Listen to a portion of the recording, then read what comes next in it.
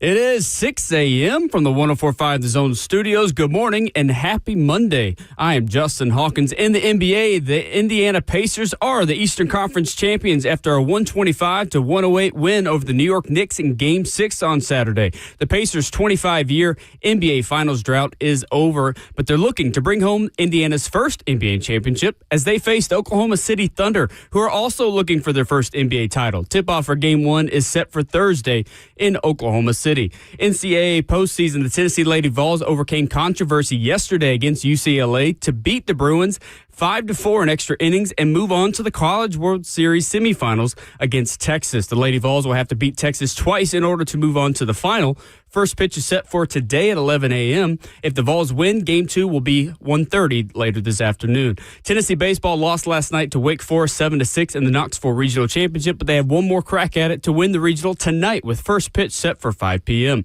in Knoxville. Number 1 seeded Vanderbilt took their second loss in the Nashville Regional yesterday, 5-4 to Wright State, and their season comes to an unexpected end.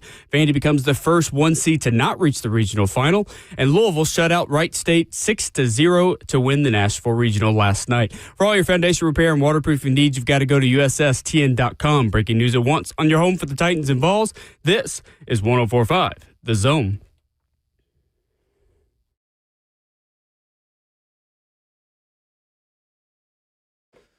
Good morning and happy Monday. We're back, baby. This is Ramon and Will on 104.5 The Zone, fueled by Scooters Coffee. Visit a locally owned location near you in Rivergate, Smyrna, Brentwood, White House, or Mount Juliet. Amazing people, amazing drinks, amazingly fast. We are back together again. The 11-year NFL veteran, Vol Network football analyst, Ramon Foster, Justin Hawkins, our producer. My name is Will Bolden. Glad to reintroduce myself to the city of Nashville on this gorgeous Monday, June the 2nd. Ramon Foster, it's good to see you. How are you? Man, good to see my dog back, man. It is good to be back. Yeah, good to see you, dog. I had a good time last week. I'll be passing out grades later this week. Okay, yes. I had a busy weekend, so I'm going to get back and write a summary of all the guests we had this week as we played Rent-A-Host for a few days. Well, Rent-A-Host. Don told me to make sure you put the ST on the end, okay? Don't short the word, okay, is what she told me. That is a different website. We don't look that up on work Wi-Fi. Yeah, we cannot play that on Cumulus at all, Will, but glad to have you back, man. It was a good time last week, and I know you had a solid one, too. Absolutely. We certainly appreciate Buck Rising. We appreciate all of 3HL for helping out last week. Of course, Brent Doherty, Ron Slay, and Don Davenport. I did consider that my absence might have to be prolonged, considering everything I saw on social media Friday was like, oh, Savage Radio's got to be permanent. This is great. This is terrific. And I have no doubts that it was. You know what? That's all fine and dandy from the crowd. But for Don, for Ron, for Mayor, they did not like the 7 hours. Really? I ain't going to say they didn't like the 7 hours. The 7 hours. Better say, how long are we going today? Well, they went for the 4 plus the 3. Yeah, 4 I plus get it. 3. Okay. Yeah. They were just So they both did 3HL, too. They all did 3HL, all too. of them did, yeah. Wow. They did. Buck wasn't so sure he wanted to do 7 hours. He decided to bail out. Buck bailed. Well, yeah, I knew that going in. I was under the impression that the 3HL folks would probably do the same. Yeah, but now they they bowed their necks, Respect. man. I respect That's it. what I'm saying. They bowed their necks. So huge shout out to them before the grades come later this week. Because you never know, Will, are we grading on the curve or what, man? But good. Nice. Your weekend, solid? It was good. I got back Friday from the beach. I got way too sunburned last week. Thankfully, Mother Nature gave us a rain day at the beach on Thursday last week, which helped me not get totally crispy. So I'm just a little bit of burnt toast. I'm not exactly Red Lobster today, which is a good thing because I don't peel very well. But I'm not the kind of person that gets sunburn often. So thankfully that did not happen too bad down there. But it was good. Got back Friday, did the Nashville SC game in Geodis on Saturday. So I've kind of been wading into the waters of work again over the weekend. Yeah. So you dipped your toe in is essentially what you did, man. I I didn't get sunburned, but I was out off in. Yeah. But I was in a good bit of it. I was in a good bit of it this weekend in Alabama for baseball. So that was that. Turned out pretty good, man. Kid had a solid weekend. I talked to some folks that we needed to. It was good overall, man. I posted them. You follow Ramon Foster on Twitter, which you should be, at Ramon Foster. You saw some rockets. Rockets from RJ over the weekend. So no, that was the first thing I asked you when I got in here. Was like, oh my gosh, the boy is out here, man. He is the boy. He is on his way, no doubt. He did, man. It's pretty cool. Fun weekend is always fun whenever your kid competes well. So, but I had a message for all the parents this past weekend: just sit back, shut up, and watch them. That's what I tried to do this weekend, and I did for the most part. We did. Oh my gosh, I know we got morning roast and stuff, but this lady's got to get it soon. Got to get it earlier than most. This one lady, dude, they went 0-2 on the weekend, and they were just the team. The other team, the team we played against this weekend. This one lady just had a hat backwards. You could tell she was slurring in her words. She was yelling stuff. And it was by far one of the silliest scenes I've seen in a while. She definitely had something extra in her Stanley Cup, is what I'm telling you. and I hope and I pray she did not drive after the game, because they had to drive back to Mississippi because they got eliminated, okay? But what I'm telling you, Will, is her cup was overflowed, okay? It was, and not of the good stuff. Don't like that. Yeah. Crazy lady, man. That's what I pretty much call it, was a crazy lady. Wow. Okay. Yeah. Hey, travel baseball gets real. Do you hear me? I don't know if it's because she knew her team was bad or the fact that she just finds the time to just wig out on the weekends. But it was a sight to see this past weekend is all I'll say. Titans OTAs continuing this week. Anything Ramon Foster significant last week? I've caught up. I've read all the things. I've scoured TennesseeTitans.com for what Jim Wyatt has said in his mailbag and observations and all of these things. Most significant thing that came out of Titans practices last week, Ramon, was what? Cam's ability to throw at any angle is, I don't want to use the word magnificent, but it is pretty unique is what everybody's getting at. His delivery has zip on it. It has accuracy to it, and it just has it. Is what I got out of last week. Dawn, also the other side of the tracks, man, brought up, and it did sound like it. She said it sounded like Will Levis had pretty much got his cat run over, like just talking. His cat run over? Yeah, man. I mean, he's a wildcat and everything, but she said his voice and tone, that was my contingency too. It's like, yo, just end it. It's the way I see it. I know they're trying to let Levis compete, but his tone, I think, is almost taken away from everything positive going on. But he's a true pro. It is what it is, I guess. But he had a low monotone voice in his delivery this past week. A far cry from, Mayo scented cologne commercials being cut. What a difference a year makes, right? Like, for real. Legitimately, last year, were we in the Mayo scent last year? Not quite. That was training camp. Yeah. Training camp.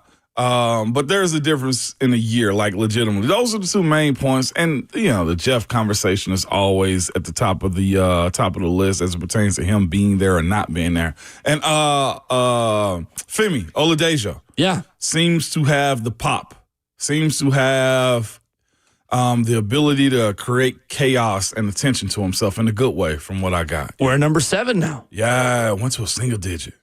Dude, it's like wearing number 1. You got to be him. That's true. You'll stand up the end. You got to be him. And I think 7 is a very legit number for a defender. Like, you wear that number, then you got to be a dog off the edge, man. So it seems to me that he's checking that box. Now, what does production look like when pads get on? Totally different conversation. Right, especially that position, too, of course.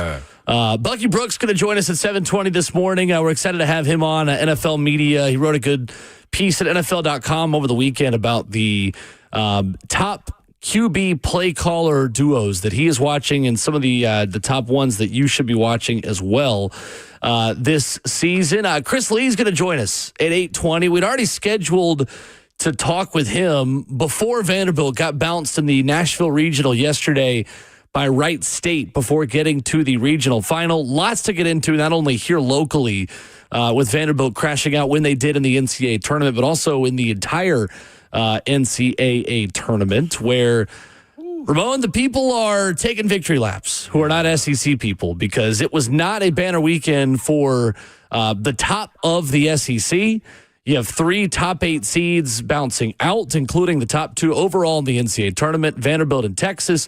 Georgia out as well after talking a ton of trash against Oklahoma State. That came back to bite them. And then you got LSU, who is in a Game 7 tonight against Little Rock, who is one of the worst teams in recent memory to make the NCAA tournament. Of course, we'll get into Tennessee, who will play Wake Forest again today, but I thought the college baseball was absolutely terrific over the weekend. A lot of old teams, a lot of good mid-majors, and a lot of blue bloods went down over the weekend. Sure did, man. That could be my boom roasted this morning, too. It's SEC baseball. If they don't really grow up. I watched a good bit of that Little Rock game last night. I actually texted my barber because he's from Arkansas. I was like, hey, I'm not sure you watch baseball, but Little Rock is giving it to him because he's from Arkansas originally, and they ended up winning. Hot, man. Baseball is such a finicky sport, but like when you're good, you're not supposed to lose the way the SEC did this past weekend. So very, very fascinating day today is going to be. Plus, Lady Vols softball. Chaotic yesterday in Oklahoma City, to say the least. We got home runs. We got touching home plate. Oh, no, she didn't. Nope, we can't review it after we initiated a 5-minute review. Lots to get into. Oh, my gosh. From a busy weekend. By the way, I'm not a complainer of workspace areas and stuff like that because we share a lot at the station, all right? But I got to bring this up. I'm continually like moving around and stepping on stuff underneath my desk. Like, and it seems to me like somebody was feeding elephants or like got a baby mouse or something over here because I don't know who's been snacking over here. Baby mouse. Yeah, I know. Probably Panzika. Dog, there's so many he's eat quite peanuts and crackers over. Like I've swept it up with my flip flop like it's so much. Like what in the hell y'all were doing over here after Savage Radio went off on Friday, man? I know it wasn't like this one. I left on Friday, Will. Interesting. Yeah. Someone did not leave it better than they found it. They did not. I don't know what happened over the weekend, but this is childish. Do some digging. Yeah, we got to do some digging. We will do some digging. 615-737-1045 is our number. We stream the show live on 1045 The Zone TV. That's Facebook Live, YouTube, Twitter, or Twitch. Hop in the comment section, and that is the F&M Bank chat. Coming up, weekend headlines locally. The big story in college sports and in college baseball. Vandy goes down. We've got an NBA Finals. We've got lots to get into next on Ramon and Will.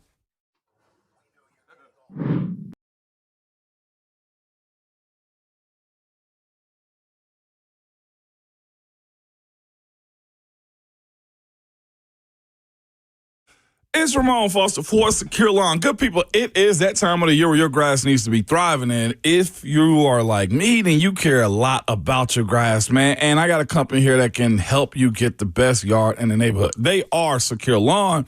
And it's because of this reason, man. Let's just start here. It's because they want to create lifelong customers by providing you a prime service.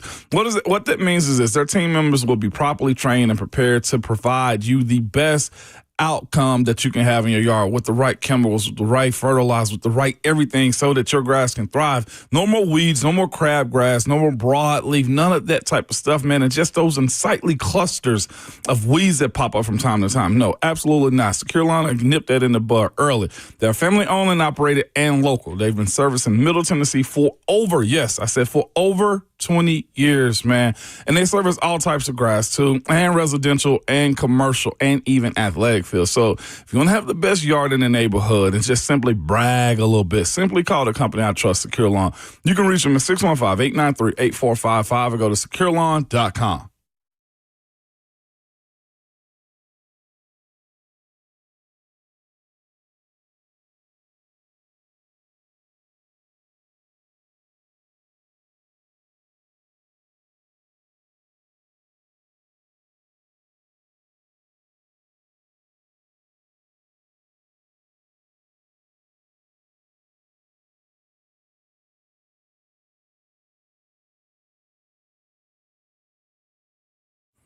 It's Ramon Foster for All-American Pest Control. Listen, last time All-American bug experts were out of my house, I asked them about the green things in my yard. Green things, you ask. It's Centricon, and it's included in my Complete Care Max program with mosquito misting and yard treatment and pest control for my home. The Ring of Small stations work night and day to stop termites before they get into my home. Just like that, all right? I have All-American's termite damage warranty, so if a termite does get in and do damage, they will pay for the repairs. Think about that for a second. Best thing, too, man, is they're local. You know these people. You see them around. I actually saw them at a ballpark one weekend. So if you want to trust a company and just have somebody that can locally take care of you, man, and have a peace of mind and a reliable team, call All-American Pest Control or visit yuckbugs.com. That's yuckbugs.com. And be sure to tell them that Ramon sent you.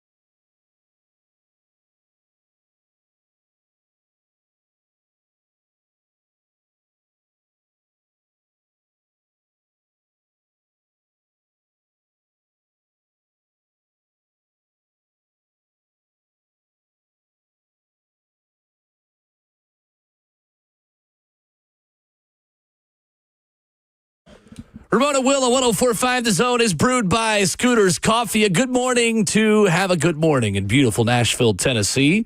Visit a locally owned Scooters Coffee near you in Rivergate, Smyrna, Brentwood, White House, or about Julian. Amazing people, amazing drinks, amazingly fast. Alongside Ramon Foster, I'm Will Bowling. Justin Hawkins is our producer.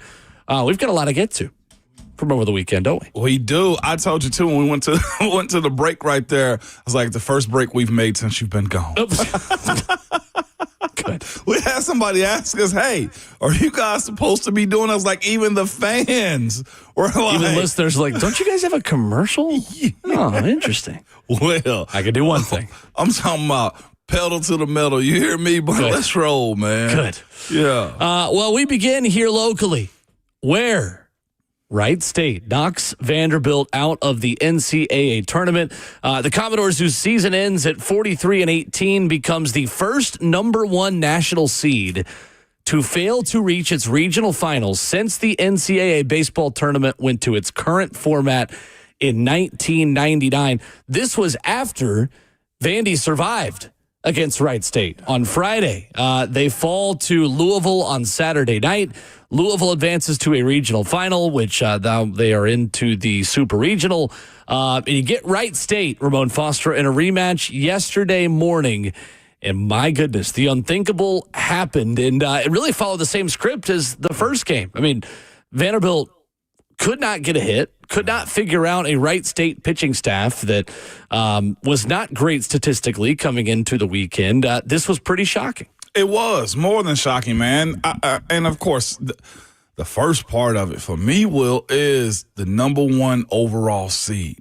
That means something. You got home field. You get a chance to host in front of your crowd, your city, your fans can dominate the stadium, man, and you fell short, man. I saw so much on social media speaking about the just the flow of their games, the operation of it, and the biggest question, Will, in conversation post this weekend was, how do they feel about Tim Corbin, their coach, man, from a good bit of their fan base? But besides that, man, before you go to the outside, the baseball stuff, they couldn't hit the way you needed them to. And I think that's been an issue they've had year round. I know one thing you speak about when you have a big ballpark, the way Vanderbilt's is, I guess, from center all the way over to the right side, is you better be able to spread the ball around. And they couldn't this past weekend, not in a consistent way. And teams pitched well against them, kept the ball on the ground. You looked at everything that Vandy had going on this weekend, and teams did the opposite of it. On top of this, for me, as good of a team as they are and as respected as a coach as Tim Corbin is and his staff and the way they've gone about this year and getting hot, I think a lot of people viewed them as the hottest team coming in, too. Absolutely, for good reason. 100%, right? Like,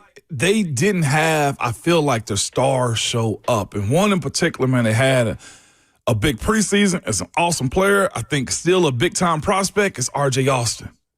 If I'm not mistaken, either went 1 for 4 or 1 for 3 yesterday. He just couldn't get anything in that elimination game, man. Or it may have been 0 for this past weekend, man. But you can't have that happen in these types of big moments right here. And as I said a second ago, I think a lot of people were blaming it on the types of players that Tim Corbin is recruiting, or they blamed him for that more than anything.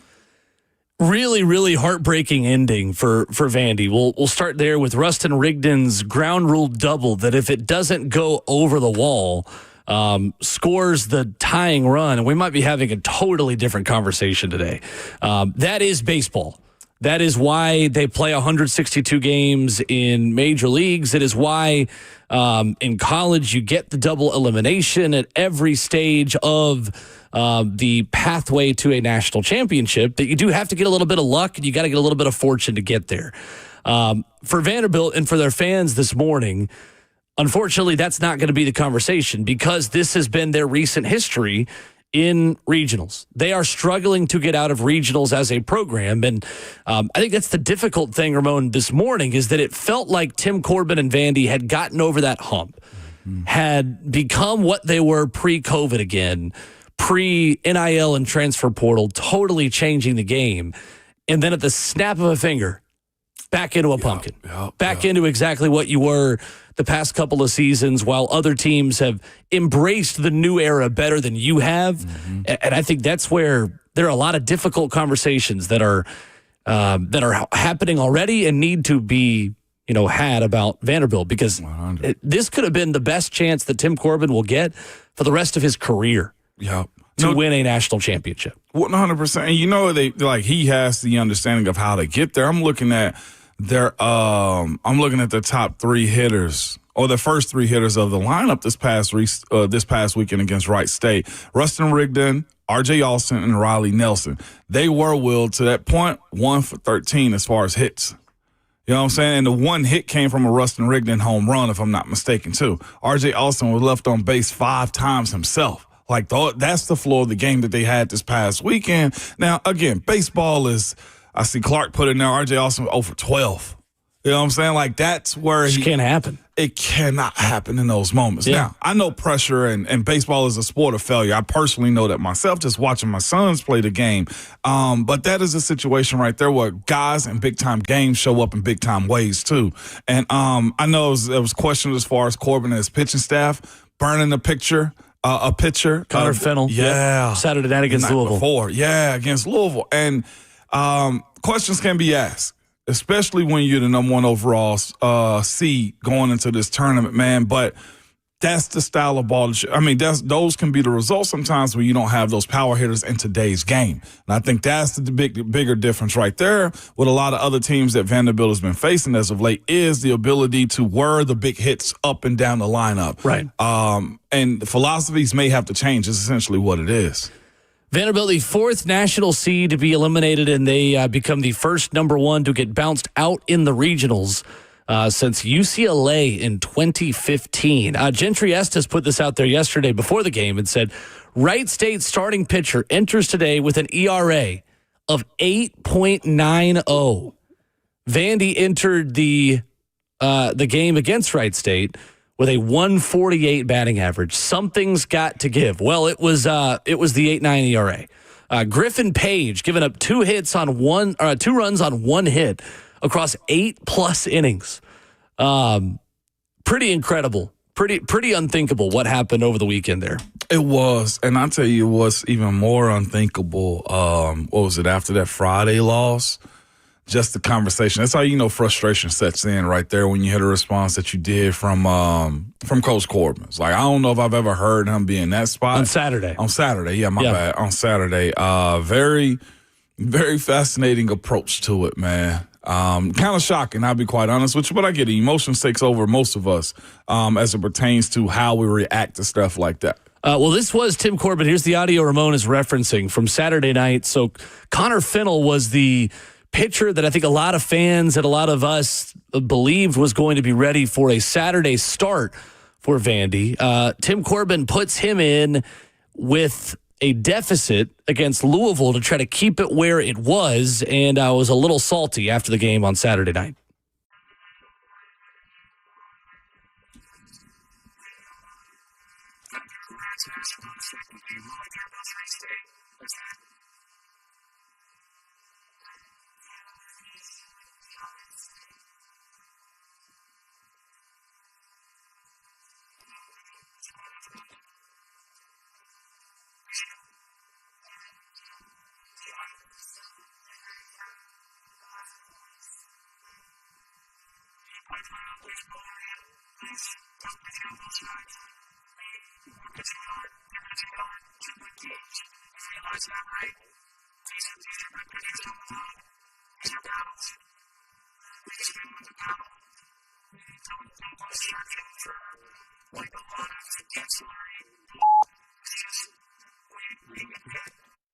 So that's Tim Corbin, and a question from the Tennesseans' Aria Gerson on Saturday after a loss to Louisville. Look, I like Tim Corbin a lot. I'm not going to make this everybody pile on Tim Corbin conversation, right? I have a lot of respect for him and the way he runs his program. That's a bad moment for Tim, and I think he will quickly listen to that back outside of the emotion of being kind of the man in the arena. And I would be shocked if he doesn't come back around and probably apologize for that privately. Mm-hmm. He knows. Yeah. And I think in that moment, you have a coach that back against the wall, a lot of questions are being asked of his program. A lot of questions get asked in playoff baseball about 50-50 calls. You make the wrong one, you look like the biggest idiot. You make the right one, you look like Nostradamus. not a great moment for Vanderbilt and Tim Corbin on Saturday night, and I think it can just be that. Not a major other conversation needs to be had. That's a very legitimate question from Aria Gerson, the reporter who asked. Yeah, no doubt. And Aria, like you said, backed that up too with, her doubling down on the why. She wanted to know, like, what's the difference? And Coach let his emotions get the most of them, get the best of them. Coach Corbin did, Will, to your point. I ain't ever seen him act like this, but I'd expect he probably apologized to her the next day after seeing I would him imagine here. so. I mean, probably when he got home to his wife. Like, I'm sure that apology is out there. I'm with you. It's just that I do think he's a really good coach, a great coach in baseball. Absolutely. But here's what we're also dealing with, too. We're watching every other team, and this feels like the former effect, where every other team coming into it's got, this feels like Urban. This feels like Les Miles. The this league feels caught like up. Nick Saban coming into the league. Like, look at the other coaches in this league, man, as it pertains to Tony V or what Arkansas's got going on, or Auburn or whoever else. You know what I'm saying? Like, that's where the Vanderbilt is. And I would say this as somebody that's dealt with the removal of a legendary coach. Be slow to react, Vandy fans. Tim Corbin is a damn good coach. Tim Corbin understands the game. Did he have a lapse in judgment? Probably so. Is there some stuff that he can correct moving forward? Absolutely. But be careful what you ask for in these moments, because you got to think about where you are as a university and as a school and what he's done for the program. I know you get tired of it, but he had a bad moment is the way I look at this one. And was it unacceptable and inexcusable for a lot of folks? Absolutely it was. Own it, move on from it, but be slow to go, because y'all are getting loud on social media. I think the difficult thing for Vandy this morning is you felt like this lineup was good enough to be not just the same Vandy of the last 5 years. And all of a sudden, the issues of 2023 and 2024 reared their ugly heads at the worst possible time again. Vandy did not, or was not capable of winning enough different kinds of games. Vandy just wasn't a team that was going to consistently go 10-9 or 12-10 with you. And that is where, in order to win a national championship in any sport, it's one of the biggest things I look for in a potential national champion. Can you win high-scoring games and low-scoring games? Mm-hmm. To me, that is the consistent along every sport. Basketball teams, can you win in the hundreds? Can you win in the 60s? Football teams, can you win an offensive shootout in the 40s or 50s, or can you win a defensive struggle on any given day? And especially in baseball, where if one side of the operation doesn't come to play in a sport that is so fickle, is the other side going to pick you up? And, that's the part. It seemed like Vandy was hot enough at the plate to be able to pick up if their pitching had a couple of bad days or bad performances, but in no world could your offense hit in the 120s and 130s for a lot of this weekend, and you get out of it. So on the flip side, Vandy not alone. Texas goes down to UTSA. Again, none of these teams really at a 4 seeds, but Texas goes down to UTSA. Georgia gets knocked out. Tennessee with a Game 7 tonight against Wake Forest. We'll talk more about that coming up here in about a half hour, but misery loves company in the SEC right now. It was not a great weekend, and I don't think that makes Vandy fans feel a lot better anyway this morning. No, absolutely not. They're like, they're not looking for any concession whatsoever, Will, as it pertains to it. But Texas getting dropped out the way they did, and the way they also were winning and losing games. Like, I saw somebody post up, like, Schloss ball that they played, where they had a kid slide in the second base and absolutely cleat a player from UTSA. Like, cleats in the face, Will. It was, but again, you have to be able to answer when you the big dog, like you are the haunted. And a lot of the SEC this past weekend did not answer that call, man. So, I guess we got to wait on the ladies softball side of things to do the right job, Will. Yeah, Tennessee and Texas today, I believe, 11, I think? Yeah, it's in the morning. 11 o'clock. 11 o'clock. Tennessee got to beat Texas twice to get to the Women's College World Series Championship Series. Wrapping a bow on the Vandy conversation, and Chris Lee is going to join us at 8:20 this morning, and I put this out on my social media yesterday. Any argument of this is our sport again from between Vandy and Tennessee fans? Kind of over.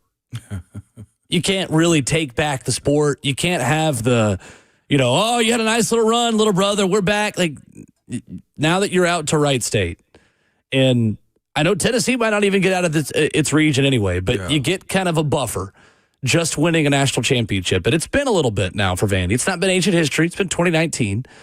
But this sport changed so much post-COVID. baseball changed so much post-COVID when the MLB draft is changed. You have name, image, and likeness that allows you to recruit a different level, a different kind of kid. What I would say to the Vandy fan this morning is what makes you more relevant in football is hurting you in baseball. Yeah.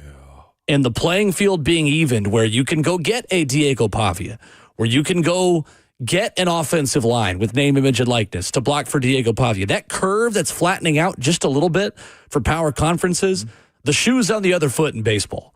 And for a Tennessee program that has won more games than anybody else in the sport since COVID, since the sport changed, it ain't 2010 anymore. Right. And I think there are probably some difficult conversations that'll happen over at Vanderbilt in that facility about baseball moving forward, because I think Tim Corbin showed that he's not just riding off into the sunset. Like, this is still a guy who can run a program at a competitive enough level to still compete for national championships. But do you have the consistency to be able to then replicate the good parts of this year, but also continue to evolve away from a lineup that just no-showed over the weekend? So there are a lot of conversations about, hey, this is Vanderbilt sport again. After the SEC tournament, that argument needs to be silenced at this point. It is still very much up for grabs. And right now, over the last 5 years, if you're talking about best program right now, Tennessee is still the best program in the state of Tennessee college baseball today, even if they are not historically based on the hardware you see in the trophy case. 100%. Currently, this is like getting what have you done for me lately? 100%. Well, you mentioned earlier that like being able to score numerous runs is something that Vanderbilt needs to be able to do. Well, they can when they play against the Vols in Alabama. Okay, so it's that side of it too. But here's the other thing. You mentioned like the way these other teams have been able to compete, what NIL has done, and also just this side of it too. Will, we're watching UTSA. We're watching Wright State. We're watching Little Rock right now also have a lot of teams put on notice because a lot of those recruits that they could have got out of high school are going to those types of schools to play immediately. So it's not like teams are bad from Wright State or UTSA. No, you just got caught up in the portal world and the NIL world to where those high school players that you could have recruited now go to lower levels where they want to play ball. And you get exposed in these moments right there when you don't have the chemistry you need for a team. And just real quick, too, on Wright State, man, shout out to my guy, Jeb Lax's, his son, his kid, Chet, pitched on Saturday against ETSU. Nice. He's a local prospect, man, or a local kid out of Hendersonville, went to JP2 also, cool. Man. And he, again, one of them situations where his hometown talent here, but end up going to Wright State, pitching in the NCAA tournament, man, and beating ETSU. And again, Wright State's always been a good program, but that's also where you have to watch yourselves if you're a baseball fan. There are a lot of good teams out there that are lower ranked. Sure. Like, I'm watching this. Coastal ain't a small team, but they beat East Carolina this past weekend, who East Carolina also beat Florida this past weekend, There's too. a lot of talent out there. No doubt. Lot of talent out there, man. I like it. Let's go to Woody calling in this morning, 615-737-1045. What's up, Woody? What up, Woody? What's up, man? Y'all doing all right this morning? We're great. Solid. Yeah, I seen Blaine out at the Speedway. He was an honorary. Dropped the green flag. Man, that cat looked so nervous up in there. I ain't never seen him so nervous. He wasn't even that nervous when he was playing ball. Yeah. He was holding on to everything. I don't think he liked being up that high.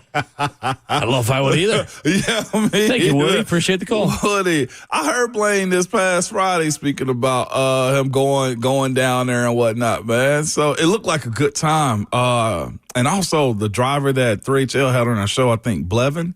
Is his name Blaney? Blaney. Yeah, actually won it this past week. There you go. Savage put him in a boom room and everything, man. He handled it. Ryan Blaney winning the Cracker Barrel 400 out at Super Speedway. Nice. I wonder if they bring him a plate of pancakes, by the way. Oh, it sounds so good. Yeah. I saw our friend Buck Rising was there and tweeted, no one told me to bring earplugs.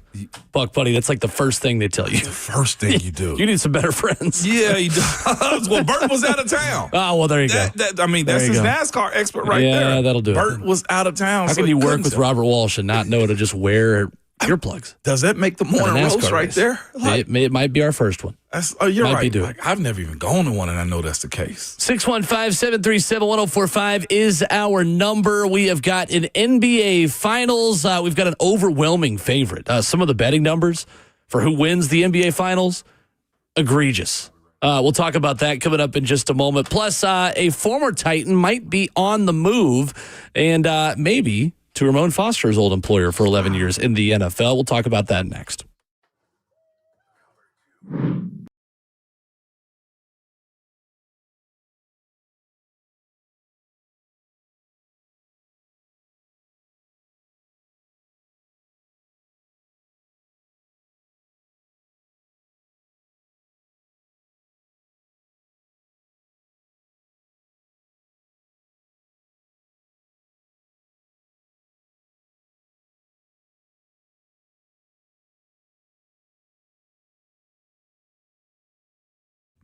Did you know that up to 50% of the air you breathe in your home comes from your crawl space? Have you ever looked in your crawl space? I kid it. Most of us don't even want to know what's in there. But moisture in your crawl space can create unhealthy issues that can make their way into the air you breathe every day in your home. It's Ramon Will, and this is where United Structural Systems can help you. USS has been keeping homes dry and stable in Middle Tennessee since 1994, so you know they aren't going anywhere. Help control moisture and musty smells with mold treatment and crawl space encapsulation that comes with the USS guarantee. That's right. Encapsulation helps reduce high humidity in your crawl space. It also helps deter mold and mildew and protects your crawl space from pests and wood rot. Turn your crawl space into a healthy space.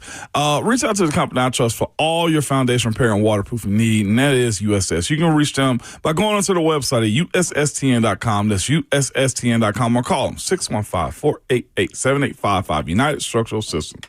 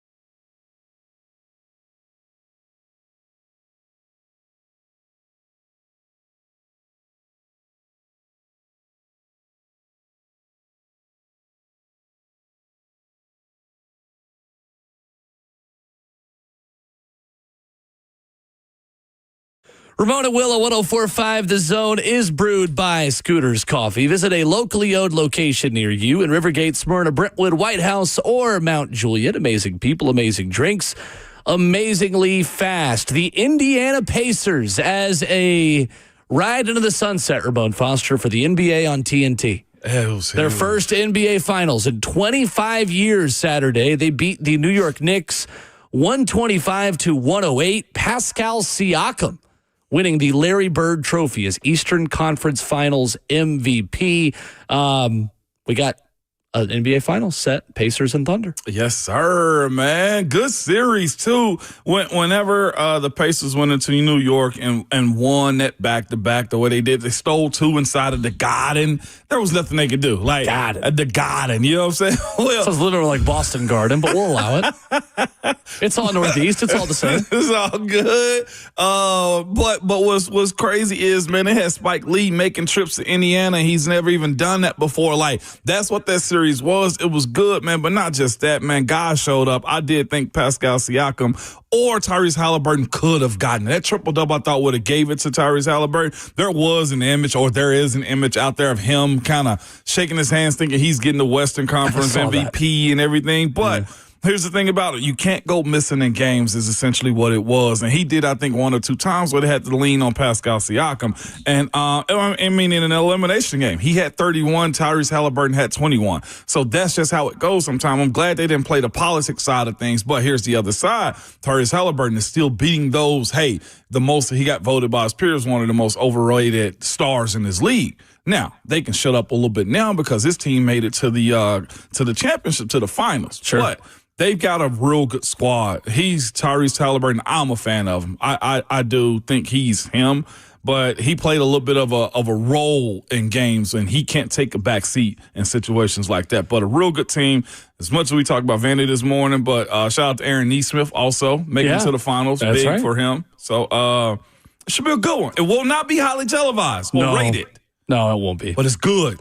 And then sometimes it's not always about that because there is only so much in your control on the two markets that make it to a title. And rarely do you get New York versus Los Angeles the way Major League Baseball did last year in the World Series. But you've got Thunder and Pacers, an Indiana team that was under 500 as recently as January 1st. Closed the season on a 34-14 run before entering the postseason as the number 4 seed in the Eastern Conference. The Thunder, Ramon Foster on ESPN Bet, in terms of betting odds, are minus 750 to win the NBA Finals. The Pacers plus 525 underdogs. That is pretty wild. Yeah. Since 2005, only the 17-18 Warriors had shorter odds heading into the finals than this season's Thunder. They were minus 1,075 against the Cavs back in 2018. Game 1 is Thursday in Oklahoma City, 7:30 Central. The Thunder are 9-point favorites. Yeah, I can see that being the case, man. Here's the thing. I think this series is going to be a little bit closer than we think it's going to be, but what they have going on in OKC is very college-like. They got enough players that are in that right age frame, have gone through a lot, man, with Shai Gilgeous-Alexander, Chet Holmgren, and the list goes on. Like, they got a great support staff, and we're going to see how their bench also backs them up. And that's the opposite side of what the Pacers got going on. Like, their starters roll, and they got to be in position to be good. And the other part of it is this. Oklahoma can run with the Pacers. Oklahoma can play the exact same game with them. You need guys like Tyrese Halliburton not to get pushed around, not to get bodied, not to be slowed down, because his ability to take you off the dribble isn't there the way you look at a guy like Shai Gilgeous-Alexander. And that's where they have to be. You got Chet Holmgren also that can play around the rim and also score from outside. Guys like Siakam gotta be on their job. This should be a really good series. This will be a college-style pace game if they choose to. Well, I like that. Yeah, this will be up and down the floor, Will. It'll be fun. So there you go, Pacers and Thunder. I'm not the biggest NBA guy, but right. I'm interested in the storylines. I'm interested in the way all these things shake out at the end of it. So I'll be watching. It'll be good. I'll have my eye on it too. And to your point about, I brought the ratings up. Like, this is what you want in sports, though. I know, of course, well, me personally, it to be an even playing for everybody to be able to compete for a championship. Although ratings tell us, well, they kind of want to see Boston, L.A., or Miami. The coasts want to see that, right? Yeah. Like the major metropolitan cities. Yeah. As a native Nashvilleian, I like seeing Oklahoma City and Indianapolis level markets compete for a title against each other. Yeah, I do too. But it'll be a good one, though. Still, like I said, I'm going to check them out and be looking forward to seeing if these young stars, because that's also what the league, any league needs. They need their young stars to get in the front driver's seat and take over, man. So that's what you have in this matchup right here. SGA versus Tyrese Halliburton. ESPN's Adam Schefter reports over the weekend that the Miami Dolphins have engaged in trade discussions with the Pittsburgh Steelers involving tight end Jonnu Smith. Arthur Smith wanted to get the band back together. Jonnu expressed interest to the Dolphins in reworking the 2-year deal he signed last offseason, which would pay him $4.8 million this year. He set a franchise record for catches and receiving yards by a tight end last year, Jonnu Smith, en route to his first career Pro Bowl selection. 88 catches, 884 yards last year for Jonnu. You believe this is a realistic option for Pittsburgh? And two, why the heck is Miami just not wanting to pay anyone what they are really worth and just trying to offload everybody? Because Miami is unable to keep the band together this offseason. They are. I'll tell you, man, we don't want it. We don't want it. Well, he's already come out and said allegedly, Jonnu, that he'd rather stay in Miami. If that's the point, man, there's no sense in dealing with somebody that doesn't want to be in your city. And it's probably for him. He's older now, a little bit older in Miami, loves the offense, understand who his quarterback is going to be. And that's what Pittsburgh's dealing with for the most part. Who's your quarterback going to be? At this point, it's still Mason.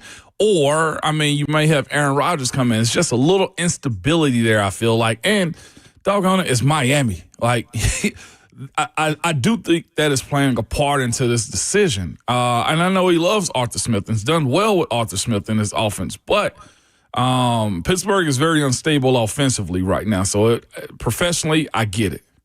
Trading Jonnu would mean the Dolphins would enter the season without Calais Campbell, Teron Armstead, probably Jalen Ramsey, who they're also looking to trade. And then Jonnu. I mean, that's four important pieces of that team last season. I also think Tyreek can be moved too. Yeah. Because he's gotten quiet. Yeah, that's fair. And it seems to me they told him, hey, get your stuff together and we may end up trading you away. Why will you ask that question? Are they in this position? They're far behind Buffalo at this point, in my personal opinion. Miami 27th in cap space in the NFL right now. They have $13.8 million available per spot track. That's crazy. Just think if they actually went through with that Tom Brady trade years back when they got in trouble. I'd love to see that alternate history. 615-737-1045, our number. Coming up in hour 2, Bucky Brooks of NFL Media going to stop by, talk a little bit of Titans and NFL with us. But when we come back, there will be a Monday Game 7 in the Knoxville Regional. Tennessee falls on Sunday night. We'll react to that next.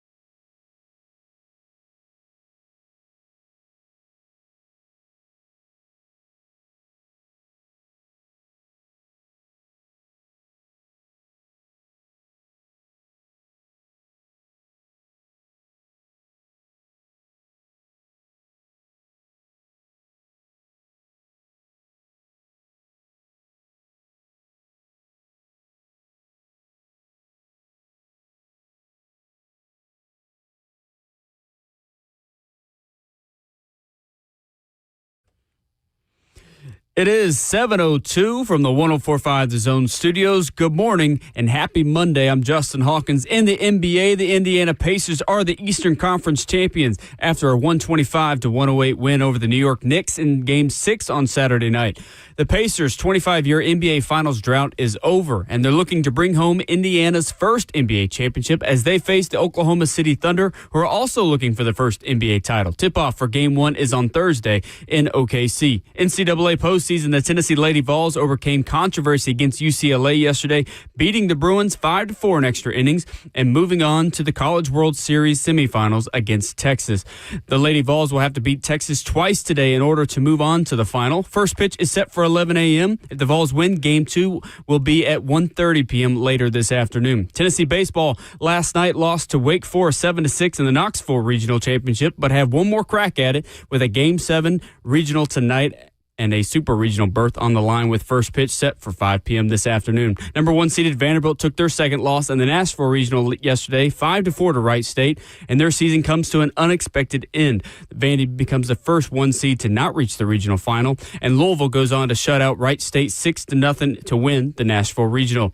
For all your foundation repair and waterproofing needs, you've got to go to USSTN.com. Breaking news at once on your home for the Titans and Vols. This is 104.5 The Zone.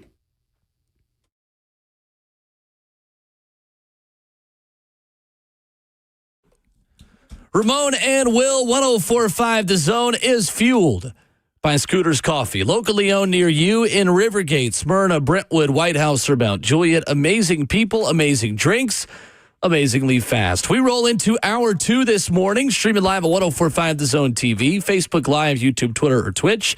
We'll get back into the NFL discussion with Bucky Brooks coming up in 15 minutes. Had a piece at NFL.com over the weekend on 5 new quarterback play caller duos NFL defenses should be most worried about in 2025. And Ramon Foster, Cam Ward, and Brian Callahan is one of them. Yeah, man.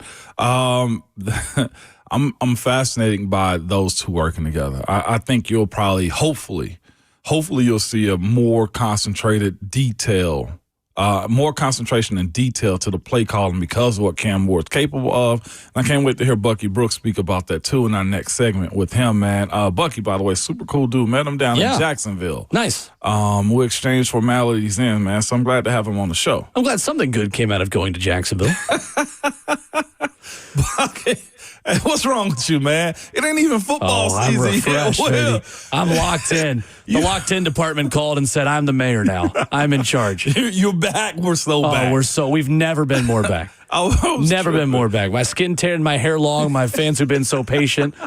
Me and Ramon back to work, but we still smell like a vacation, all right? I swear, man. I got plenty of sun this weekend, Hate the rumors, hate the bull crap. Hate these alligators. All right, I'm done. I'm quoting a song that I like. You just sound rejuvenated. That's all. That's all that's going on right now. Will, my dog is rejuvenated, man. Longest vacation you've had in a while. That's the longest vacation I've had as an adult working.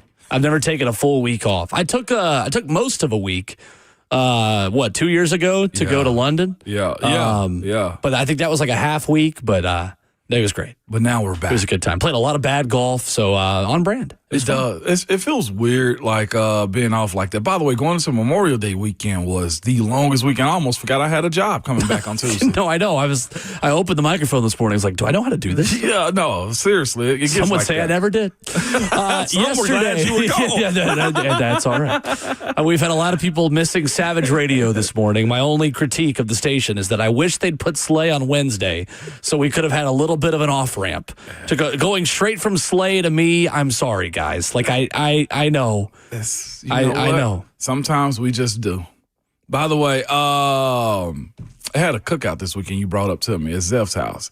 Zeph. Yeah, I saw 3HL was at a crawfish boil with our own Joseph Bonanno as master of ceremonies. Oh, it's crazy. I'm going to be hot at Savage because I had one going into Memorial Day weekend. Did you? And he did not want to taste it because he's I'm talking about as locked in onto his foods that he like. If he don't want to try it, he never will. And he was just like, I think that's too spicy, Mom. I'm like, Savage. If you're not sneezing, it ain't seasoned. That's what we know this about Cajun food. I need a report back from him is all I'm saying. Okay, fair enough. 3HL today. We'll have you apprised to all of that information. Tennessee falls 7-6 yesterday to Wake Forest in Game 6 of the Knoxville Regional, setting up a Game 7 tonight between Tennessee and Wake Forest. First pitch at 7 o'clock. You can watch it on ESPN2, of course. Tennessee was down 4 in this game before Andrew Fisher and Levi Clark had a pair of 2-run bombs to get it tied up. Brandon Arvidsson, terrific on the mound for the Vols. 12 punch-outs in 5 1/3. But it's the same old issues, Ramon, for Tennessee baseball. It's the defensive miscues. It's the lack of pitching depth. It's bad situational hitting when you needed somebody to step up and come through with runners on late in this game. Tennessee kind of hit a wall and just in the late innings did not look good. Dylan Lloyd got the start, 21 pitches, allowing just 1 hit and the 1 solo home run. He'll be available tonight, but this felt, Ramon, like a big missed opportunity for Tennessee, considering Brandon Arvidsson struck out 12, gave you 5 1/3, ate a lot of innings. I'm a little worried about them tonight because I feel like they really threw their best foot forward last night with Arvidsson, and it came up empty. I know. There's reports allegedly Liam Doyle wants to get in. He does want to get in. Yep. But what are you going to get from him this time around? It's a huge risk. It's that side of it too. And right now, Wake Forest is hitting the ball. They're doing well with it and running bases, and not just that well, but like you said, you felt like one of the better opportunities that the Vols had to just go ahead and close it out yesterday. And then you have errors that happen there, and Wake Forest get extra bases.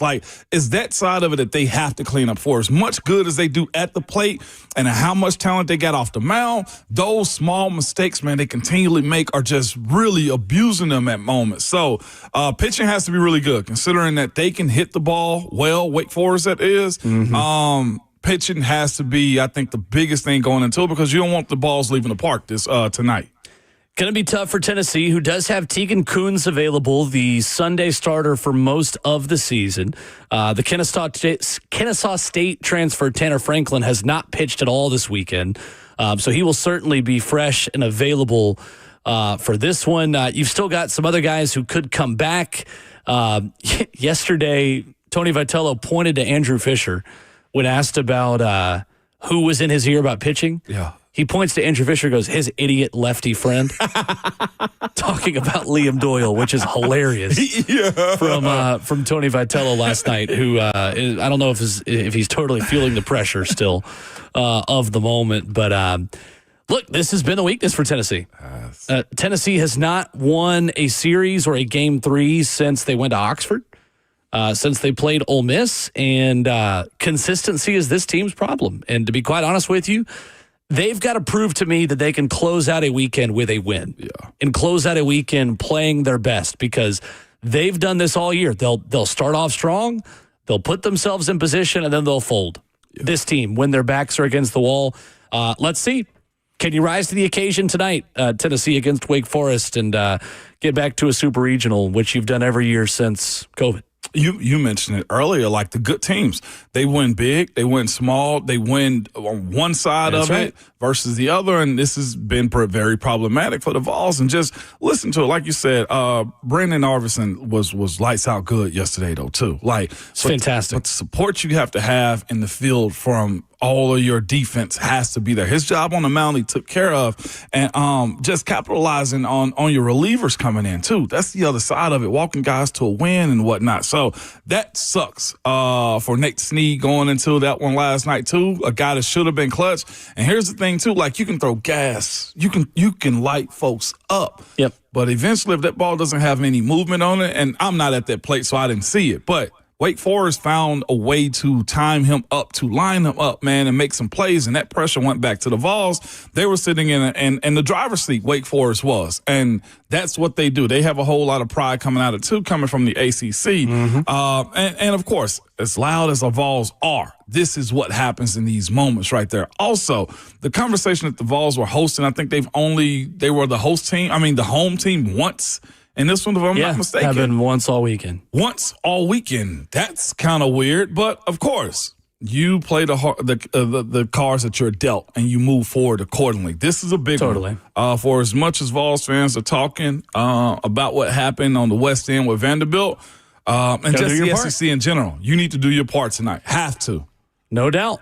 So big one tonight, 7 o'clock, Tennessee and Wake Forest to go to a super regional against Arkansas, who got the job done last night with ease as well. You got Tennessee, you've got LSU, you've got Ole Miss.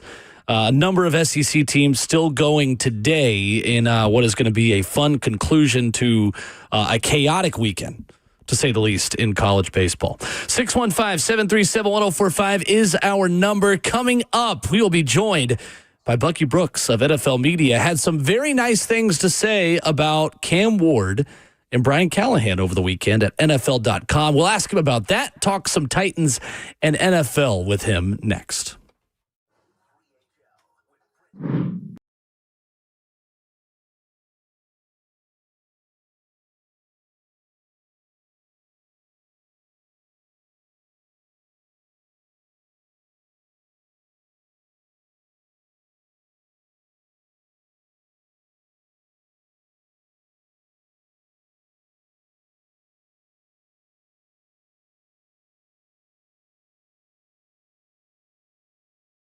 It's Ramon Foster for Window Nation, man. Their semi-annual sale is back, man. So help your house keep cool this month. And y'all, if you were looking for the warmer weather, it is here. And one of the ways to do that is through Window Nation. They have some of the best insulated windows you can buy. The windows, listen to me, they frequently outperform and outlast ones from the expensive guys. You can save money every month on heating and cooling all year long. Y'all know it gets hot here in Tennessee. And one of the best things is being able to preserve what's in your house from keeping it going out. They have a 50-point inspection on every window before it leaves the factory and a 20-point inspection on every window when it is installed at your house. They have a 96% customer satisfaction rating and over 45,000 five-star reviews. Again, this is just what they do. Windows is what they do, and they want to make sure you save some of that energy money before it leaves your house. So schedule a fast, free estimate now with the pros at Window Nation. You can call them at 866-90-NATION or go online at windownation.com. Hey, what's going on? It is Will Bowling for my friends here at Lee Company. Hey, do you have a plumbing issue at home? Well, whether that is a leaky faucet, maybe you just got a clogged drain, you got a water heater that has gone cold. There's no feeling worse than that, waking up in the morning, getting that blast of cold water when you're expecting the hot water. Well, I'm here to tell you the plumbing professionals at Lee Company have your back. Available 24/7 year-round. Lee Company's licensed technicians can save you time, money, and all the stresses that come with an ill-timed plumbing issue. Contact their award-winning team at leecompany.com.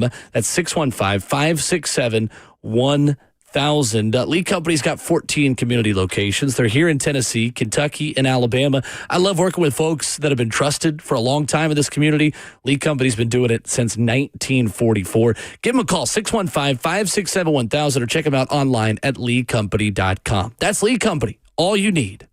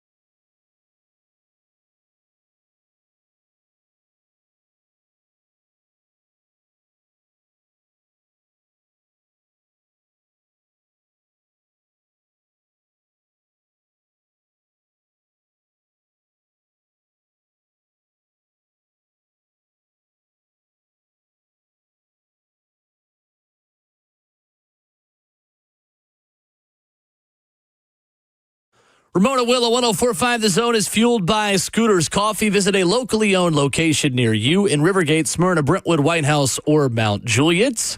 Alongside Ramon Foster, I'm Will Bowling. Pleased to be joined this morning by NFL Media's Bucky Brooks, talking some Titans and NFL football here on this Monday. What's going on, Bucky? How are you? I'm good. What's going on, guys? Morning. Not much. You wrote on NFL.com over the weekend, Bucky, about 5 new quarterback play caller duos NFL defenses should be most worried about in 2025. You got Cam Ward and Brian Callahan on that list. As we see the videos, the practices starting for Cam here in Nashville, what do you like the most about his fit with his new head coach, Brian Callahan, here? Well, as number 1 overall pick, he's obviously talented. He brings a lot to the table. We talk about the tools, the talent, the tenacity, very reminiscent of a very young Steve McNair. And that's lofty praise. But I think when you look at what Cam Ward has done throughout his career, first at Incarnate Word, then when you go to Washington State, and finally at Miami, he's been a turnaround specialist. He is someone who not only brings the physical tools to the table that you need, but he's an alpha dog personality. He holds his teammates accountable. And at a time where the Tennessee Titans are looking to rebound and kind of reestablish themselves in the AFC landscape, he's the right fit for them. And I think he and Brian Callahan really mesh well together, given Brian Callahan's experience dealing with the quarterback in Joe Burrow. Bucky Brooks of NFL Media, our guest. And Bucky, we have the Steve McNair comp a lot here in Nashville, considering as good as he was and as larger than life as he was in the early days of this organization here. But making that comparison, why does Cam remind you of a young McNair, and what about them on the field is so similar? Well, I would say the reason anyone who's been around their franchise who knows Steve McNair understands how rugged of a leader he was. The ultimate man's man in terms of the toughness and physicality that he brought to the position. But it's not only that, it's the ability to make plays on script and off script. And even though Cam doesn't necessarily fancy himself as a runner, he does have the escapability, the improvisational skills to make things happen when the pocket breaks down. Steve McNair was very, very similar to that. Now, we'll see if he lives up to that, because the thing about Steve McNair, he had a couple years on the sideline before he was thrust into that prominent role. But for Cam, look, man, I think the future's bright for him. I think the future's bright for Tennessee. We're joined by NFL Media's Bucky Brooks this morning. Bucky Brooks, sorry for dropping the S on your name. But, Bucky, man, when it comes down to looking at and evaluating the AFC South, too, like we talked a little bit in Jacksonville, and it's just the understanding, like each team has its own personality. Do you see that getting back to where they were as far as them having a McNair type? You're looking at what Jacksonville is doing with their change at coordinators, too, and just trying to figure out what Indy and if Houston can back it up. Where do you see this division moving forward right now with this young talent? Well, I mean, look, I think it's a division in flux and transition. Obviously, the Houston Texans are the team to be in the division because they have lorded over the division the last 2 years, and they're well established with their quarterback and coaching staff and all those things. I think when you talk about Indianapolis, they still have a bit of a quarterback dilemma because you have Daniel Jones and Anthony Richardson competing, and the jury's out on whether either one of those guys can be a high-end starter. Jacksonville, Trevor Lawrence has been hurt the last couple of years. They're a team that has a new coach, a first-time coach, and a bunch of new young coaches taken over. So it's wide open if the Titans can get back to who they've traditionally been when they've been good, whether it's whoever has been the coach, Jeff Fisher, whether it's Mike Vrabel. The Titans have been at their best when they are a physical team led by defense, running game, and a playmaking quarterback. If they can reestablish that identity, that gives them a chance to be relevant in the division. Bucky, this is a results-based league when you look at it, man. And one of the things that you have to do is win. You got to look good when you do it, too. And now that the Titans have a new young quarterback in Cam Ward, I ask you, like, what does a coach have to do in this position to preserve himself? Like you said, with Cam Ward being young, there's always going to be the conversation, is Brian Callahan the right man for the job moving forward? If they happen to go under 500 again, man, what does a good season have to look like for Cam and Coach Brian Callahan to keep this partnership moving forward? Well, I mean, look, there's a lot of pressure. And, look, I know it's a results-based business, but a lot of it is the process and what do your eyes tell you? Does this team look like a much better team than it did before? I do know the defense plays hard under Denard Walker, and if he can continue to get that unit to play hard with more talent, that should keep them in games. And then it comes down to what can Brian Callahan do with a young play caller? How adaptable can he be as he sees Cam Ward doing those mile markers, meaning every 4 games, do we see progress from Cam Ward? And as he sees that progress, can he put more on his plate that fits his skill set or what he's showing? It's a big challenge for Callahan because, you have a changeover in general manager. You have just so many things that are different from when he took over. But no one really cares about that. He has to figure out a way to get the team that he has up and going, and that'll be a huge challenge, and we'll see. So I don't know if there's a record that he can achieve that will guarantee him safety for next year, but I think it's the feel that the general manager and the ownership group have around the team, and more importantly, the feel of the team when we're watching. Do they feel like they're on the come, or do they feel like they're languishing and they don't have their leadership at the top? Bucky Brooks of NFL Media, our guest this morning on Ramon and Will.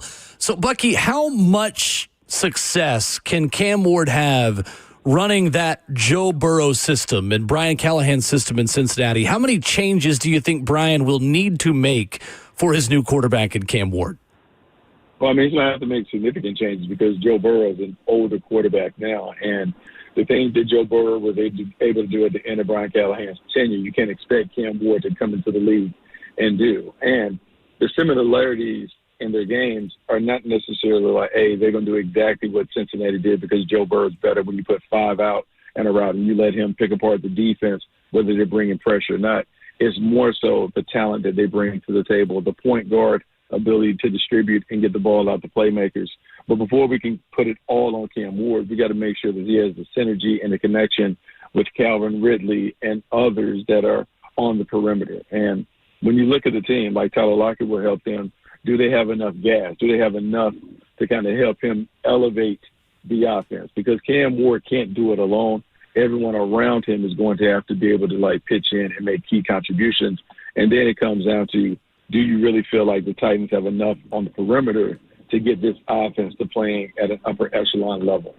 Bucky, I'm curious with the experience you have in just working in personnel departments in this league. When you bring in a rookie class, you bring in the young guys, and you start getting them to work just in OTAs, kind of the phase we are in of the summer in the NFL.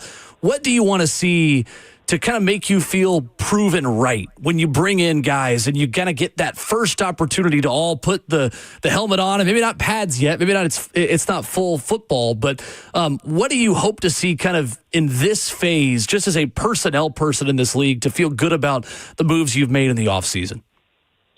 First things first, you want to look at the young guys and see that they belong. Do they look like NFL players? Physically, athletically, can they handle the mental challenges that you're throwing on them early? That's the first thing that you want to see. For your top guys, you want to see them flash once a day, once every other day, just a reminder of why you felt so convicted about taking them high. Are they dominant? Are they super explosive? Do they have the twitch that you look for? Do you see them make a handful of plays that kind of confirm your belief, like, okay, they're trending in the right direction? When we get the pads on, yeah, they're really going to be the player that I saw at their respective colleges. But this part of it is hard because it's not real football, right? It's tag. You're learning. The pace and the tempo is much different than it will be when pads are on. So it's hard to make solid assessments on who they are and what they will be. But you're hoping that they show you just enough to keep you intrigued. The main part of it is the learning, and athletically, do they look like they fit? When you put the pads on, that's when you really see if they have the dog competitor in them or not to compete with the big boys. We're joined by Bucky Brooks this morning. Bucky, around the AFC South, man, starting in Jacksonville, Trevor Lawrence had 3 head coaches and numerous offensive coordinators, too, and just different styles of offenses. Man, what has to happen for him with Liam Cohen to get him to that generational talent conversation that we heard of him coming out of college?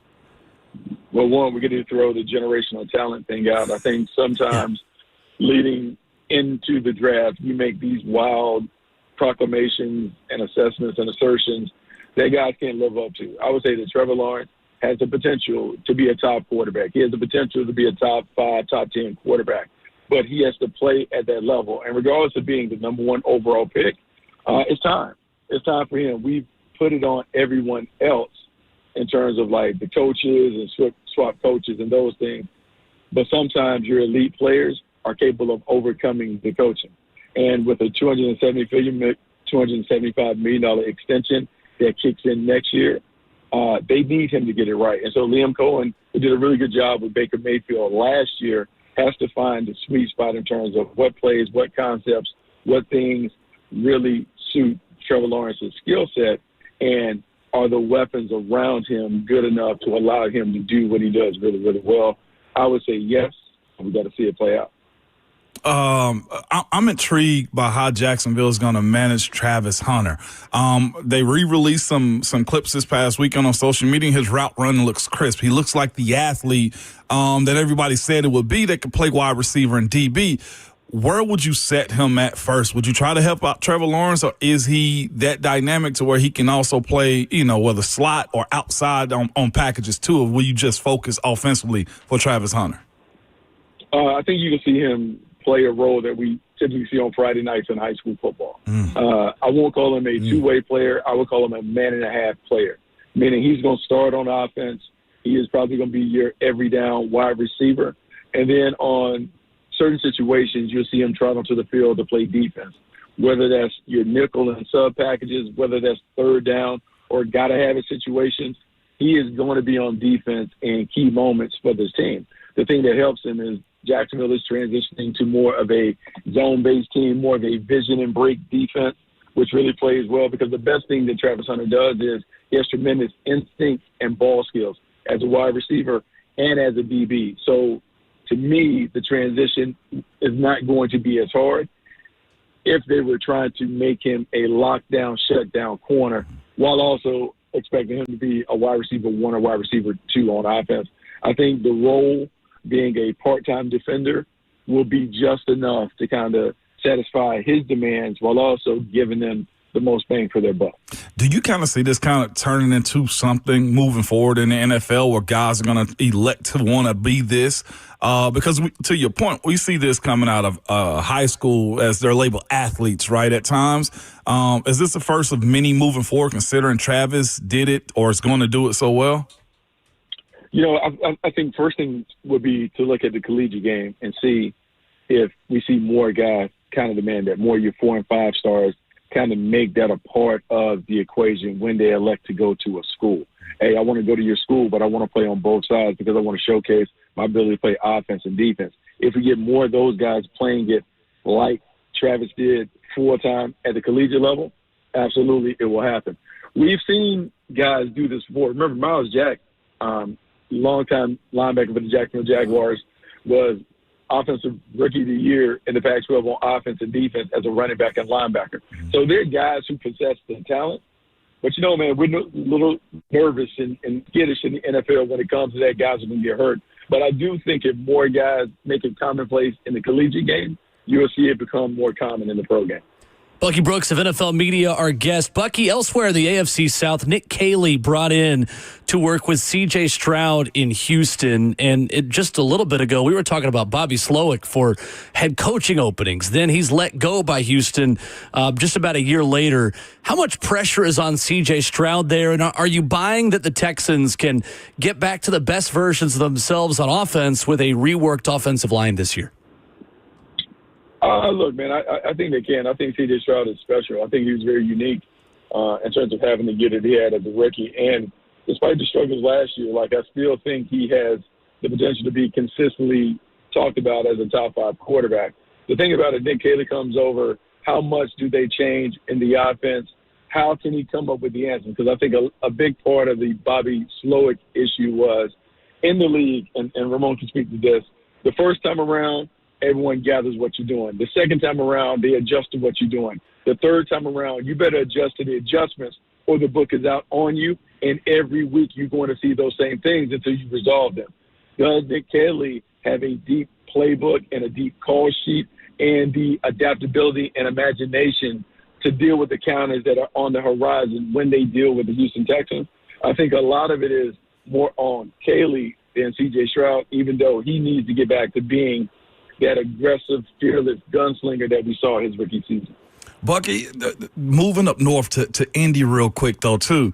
Does Anthony Richardson wins that job outright, or will it be by force because he's their early draft pick? Because I don't see Daniel Jones just trying to take a back seat, because I think last year, watching what Sam Darnold did, there's going to be a lot of quarterbacks that are trying to infringe upon the franchise guy. And the same way I'm looking at what Russ and them are doing with the Giants, like, I don't think this is a given unless they force him to be the starter in this situation this year for Indy. Anthony Richardson has to play really well. I would say he's behind the 8 ball. Okay. You don't go and get a guy who is a former first-round pick and a former franchise quarterback and bring him in to be your number 2 without a real competition. Given the money that they paid Daniel Jones, it appears that Daniel Jones would have the inside track on the job. Anthony Richardson, all the honeymoon phase is all gone, and all the talent and the potential that people screamed about watching him at the combine or whatever, all that is gone now. It's the way that he's played, and he hasn't played very well when he's had his opportunity in the league. He also hasn't been available consistently, so durability is a concern. To me, if Daniel Jones just plays this straight, if Daniel Jones just hit the ball in the fairway, doesn't take crazy chances in preseason and training camp practices, he's going to outplay Anthony Richardson. My expectation is that Daniel Jones is the starter more so than Anthony Richardson being the starter this year. That's just where we are, too, where you can get rid of the first round. Like, that's what that fifth-year option plays a part in this, too, Bucky? I mean, the fifth-year option plays a part, but I think ultimately you got to understand, Chris Ballard, Shane Steichen, all their jobs are on the line. So now all that stuff about, he's my guy, we picked him, it's going to be the best player, because they want to stay around. And so it's going to be a meritocracy. That's something that we typically don't see in training camp when it comes to quarterback. But this is going to be one that's going to be decided on the merit. It's going to be decided on the performance and the production, not just where he came in the pedigree. Bucky Brooks has been our guest this morning on 104.5 The Zone, ex-NFL player and scout analyst for NFL Media. You check out his work at NFL.com, NFL Network. Excellent stuff, as always. Good to catch up with you, Bucky. Thanks so much, man. Appreciate it. All right, man. We'll talk to you soon. Yes, sir. Bucky Brooks with us here this morning, talking a little bit of Titans and AFC South. The former Jacksonville Jaguar. Yeah. Bucky Brooks. It was real cool to meet whenever I did down there. Super cool guy, same way in person as he is over the phone. It's fascinating hearing his take on just the quarterback situation in Jacksonville and up in Indy, too. This is going to be fascinating moving forward for Anthony Richardson. It certainly is. It really is. I think for all of the conversation around Pittsburgh and the question marks at their quarterback position, considering they've just waited for Aaron Rodgers and, for the J.J. McCarthy storyline and Caleb Williams, like Indy's sneaky got one of the more fascinating quarterback situations of any team in this league. And we're not talking about it just because they're in the AFC South. The Titans got to see them twice this year. They do. And not just that, I think Sam Darnold opened up a lot of people's eyes last year. Just the scenario, not him in general, just the scenario. Sure. Of hey, if you can play, we will lean on you no matter who. I mean, J.J. McCarthy, he's supposed to be the guy in today's NFL. And they chose essentially to go with Sam Darnold and had a hard decision to make this offseason on whether they were going to pay him a crap load of money or just go with the young fella, and they went with him. A copycat league. Yeah. No doubt. I mean, it's the same way that Ryan Tannehill, I think, opened some eyes in 2019 when he took over here. Well, yeah. Teams chased that for years after the fact. And then Tom Brady does so well in Tampa that teams chase the aging veteran. And they try to go get Phillip Rivers to go to Indy. And you try to go get Derek Carr. You try to go get, Carr's a little bit younger, but Stafford's the other example of a guy that does something so significantly at that position that you start chasing it a little bit. And no doubt, there are a lot of teams looking for the next Darnold. Wow. 615-737-1045. If you missed it earlier this morning, we reacted to Tim Corbin's, let's say, salty response to a reporter after losing on Saturday night to Louisville. We'll talk a little bit more Vandy baseball when we come back on 1045 The Zone. We love being part of the moments that matter, which is why we're announcing employee pricing for everyone. You pay what we pay. Employee pricing at Two Rivers Ford. Locally owned, American made.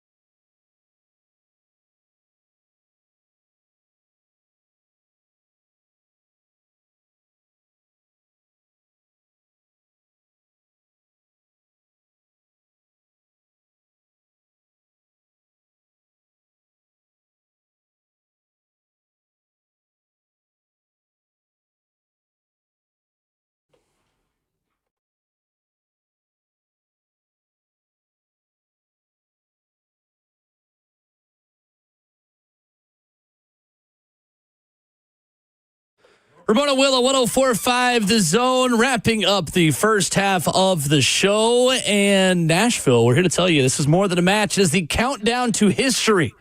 On June 10th, the U.S. men's national team takes on Switzerland in the Coca-Cola send-off match. Their final test before the summer's premier regional tournament kicks off just 4 days later. Tickets start at just $35. Get yours now at Ticketmaster or at 1045thezone.com.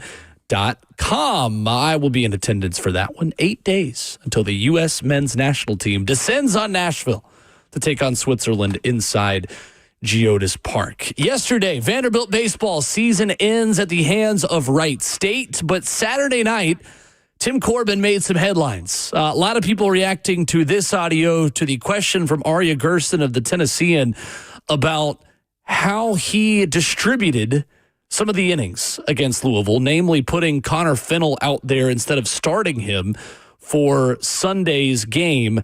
This was Corbin getting a little salty with reporters on Saturday night.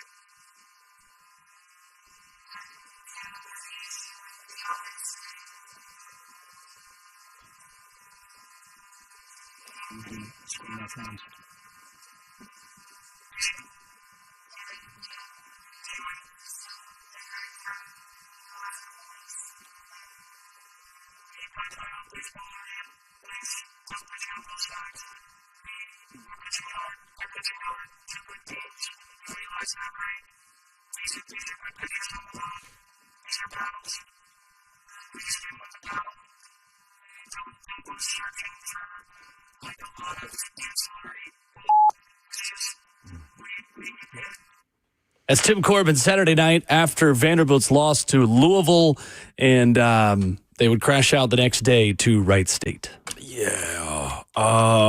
Also, just looking up on it's the fourth time the national number one seed did not reach the Super Regional. UCLA in 2015, Oregon State in 2014, and Vanderbilt in 2007. So the first number one overall team ever to not make the regional final since 1999. Oh, the final, too? Didn't even make the regional final. They're the first number one overall seed to ever do that since they switched to this format in 99. Yeah. It was just this situation I knew was going to cause a whole lot of left versus right, Crips versus Bloods, Vandy versus Tennessee situation. Right. This is a spicy one because essentially Coach Corbin's emotions got to him. And I get it. Like, you feel I feel like you feel that pressure a little bit sometimes. And it comes out in ways and times you don't want it to. And this was at a press conference against, what's her name? Arya Gerson of the Tennessee. The Tennessean. Just bad. And I'm sure, and I would hope at least, yesterday she got a call and got an apology. But just one of them situations, she was doing her job and coach frustration got the best of him. And we're having a back and forth a little bit in our YouTube chat. You can check us out on YouTube. And somebody said when we were about to talk about this topic, 3-1 this year in Panthers in Alabama, the Vols, that is. Yeah, but no denying it. There's absolutely no denying, but it's also that side of it's just like, okay, well, when you do those things, you got to be able to, you got to be ready to go every single week, and that's where Vandy was. And Coach Corbin's right. It gets tighter in these moments. Pitching has to show up in these moments, but also we mentioned it earlier. In that last game, the elimination game against Wright State, your top three or your first three hitters in the lineup were 1 and 13. You left R.J. Austin on the base 5 times, right? Or 5 left on when he was up to bat. That can't happen. And whether that be the style of player, the type of guy you're going after, whatever the case may be, you got to find bats at the you got to be able to find bats at the plate, because there's one thing I've heard Vandy fans brag and boast about is, hey, you guys hit the ball out of that small ballpark. Well, you've always been a team that, as of late, has said we spread the ball around, and you didn't do that against this team. I mean, there's no denying Vandy had Tennessee's number this year, or there's no revisionist history to be had about that. But this is Vanderbilt. Like, the standard of Vanderbilt baseball is national titles, not just beating your rival. So that, I think, is why we can have a bigger discussion. And look, like, fans love to do this thing where you complain that we don't talk enough about your team, and then your team loses, and it's like, oh, well, why are you talking about us? Like, you can't have it both ways, right? No. Like, we've got to be able to cover the good and the bad. And we've talked about the good as well. And we have certainly, on this show, given credit where credit is due for Vanderbilt and the terrific regular season finish and SEC tournament finish that it had. This is not who Tim Corbin is as a person. I'm not here to take any personal shots at Tim. I like Tim quite a bit. I think Tim Corbin is very classy. I think he handles himself well with local media. He was awesome with 3HL last year. Yeah, he was great. He was real good. Tim Corbin is good about growing the game of baseball and college baseball here in Nashville. And Tim Corbin is to thank for why this state cares about college baseball the way it does. There is no question about it. Now, was this a bad moment for him? Sure. I think he'll also admit that this week as he gets outside the emotion of it a little bit. It's the ancillary bull crap comment that he makes where he kind of stepped over the line. Up until that, I didn't really have any issue with any of it because he's trying to motivate his team, and he's still the guy in the arena at that point. There's still a game to be played. There's still a Sunday game. Like, it's not a great moment. It's towing the line a little bit. It's the ancillary BS thing where he kind of stepped over the line a little bit, and I think got a little too personal to Arya Gerson, who asked a very legitimate question, but and also just ask, have you ever played playoff baseball? Yeah, that's not great either. You're right. I try not to lean on my experiences whenever I play. Did you play? Like, no, shut up. Like, sometimes that writer might actually know a little bit more, saw something that you didn't as a player, as a coach sometimes. So emotions, pressure also, and it's what I say, it's pressure. It's a privilege to also have pressure. Right. That means there's a high expectation for you, and it got him at that point. I will say if there is a positive for Vandy this morning, and I think it is a legitimate one, is that Tim Corbin's not just asleep at the wheel riding off into the sunset. This guy is wired as competitively as anyone in this sport, and this is not like what I'm afraid the Braves have going on right now with Brian Snitker, who's just kind of like asleep a little bit at the wheel. Yeah. Like, that's not Tim Corbin. Right. Tim Corbin, this late in his career, is not just taking it to the house. Like, this is still a guy that I think is your best bet to compete for national championships. And I think anyone who's trying to push him out at this point is out of touch with reality and what's best for that program. Again, that's not for me to decide. That's for you, the fans, to decide on what's best for the program and what you guys believe. I'm not here to tell you how to feel, but just my 2 cents is that it's not time to give up on Tim Corbin yet on West End. And here's the other part of it, too. Like, they have, and Tim and his crew are recruiting lights out as it pertains to, like, what they're trying to bring in. Sure. The issue that you have is there's a lot of the players that you are recruiting who are also going to just the draft. Right? If I'm not mistaken. Makes it so hard to be consistent in baseball. It is. And like right now, because my kid's in this world, there's a commitment coming in the class of 2026. I'm going to drop his name, Bo Holloway. He just posted a video. I think he goes to Nolensville High. He just posted a video of him hitting 99. Will. Crazy. Is he going to Vanderbilt next year? Probably not. You know what I'm saying? So it's that side of it. I'm projecting that because if anybody's throwing 99 coming out of high school, it's pretty insane. You're probably going like top 15 in the draft, potentially. Sure. But that's also the other side of it is what is your fallback plan going into this recruiting and stuff like that. So those are just the things you're running into by being good is you recruit the best, and that best also gets poached by MLB draft. Sure. Fact of the matter is, post-COVID, when this sport changed a lot with NIL, with transfer portal, with changes to the MLB draft, Tennessee is the best college baseball program in Tennessee since COVID. Yeah. Right now, if you're looking at health of program today, this was your chance to kind of get back even, and you threw it away getting knocked out by Wright State. That's not a chirp. That's not me talking trash to what Vandy Chris 24 on YouTube has to say this morning. That's just the fact of the matter at this point. Historically, Vanderbilt is the superior baseball program. Right now, it ain't 2010 anymore. The sport has changed, and this is Tennessee sport in the state of Tennessee. 615-737-1045 is our number. We've got NFL headlines. Could one of the biggest offseason acquisitions made all offseason the NFL be cut without ever playing a snap? Apparently that might happen for one AFC team. We'll talk about that next.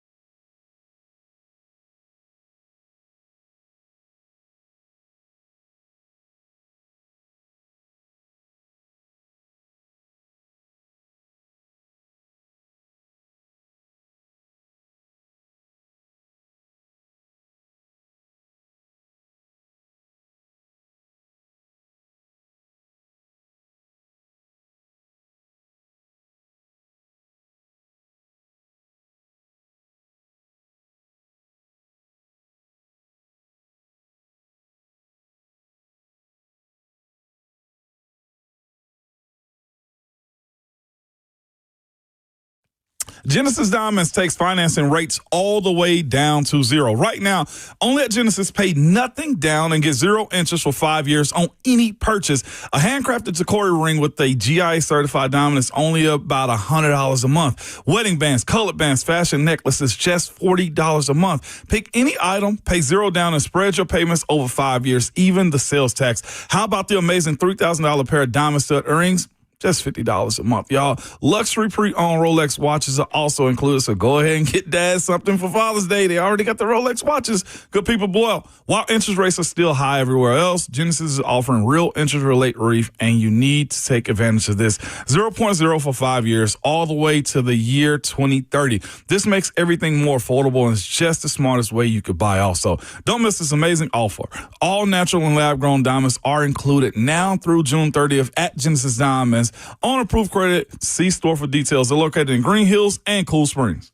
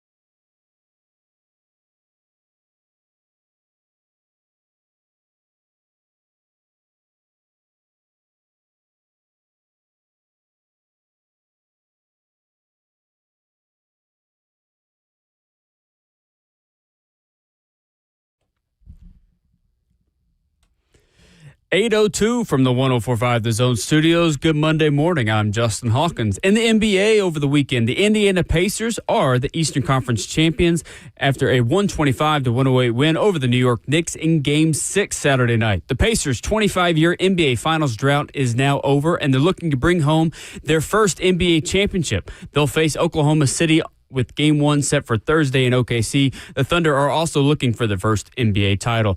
NCAA postseason, the Tennessee Lady Vols overcame controversy yesterday against the UCLA Lady Bruins, beating them 5-4 in extra innings and moving on to the Women's College World Series semifinals against Texas today. The Lady Vols will have to beat Texas twice in order to move on to the final. First pitch is set for 11 a.m. this morning. If the Vols win, Game 2 will be 1:30 later this afternoon. Tennessee baseball yesterday lost last night to Wake Forest 7-6 in the Knoxville Regional Championship, but they have one more crack at it with Game 7, the regional tonight, and a super regional berth on the line with first pitch set for 5 p.m. this afternoon. Number 1 seeded Vanderbilt lost yesterday. They take their second loss, in fact, in the Nashville Regional, 5-4 to Wright State, and their season comes to an unexpected end. Vandy becomes the first 1 seed to not reach the regional final. For all your foundation repair and waterproofing needs, you've got to go to USSTN.com. Breaking news at once on your home for the Titans and Vols. This is 104.5 The Zone.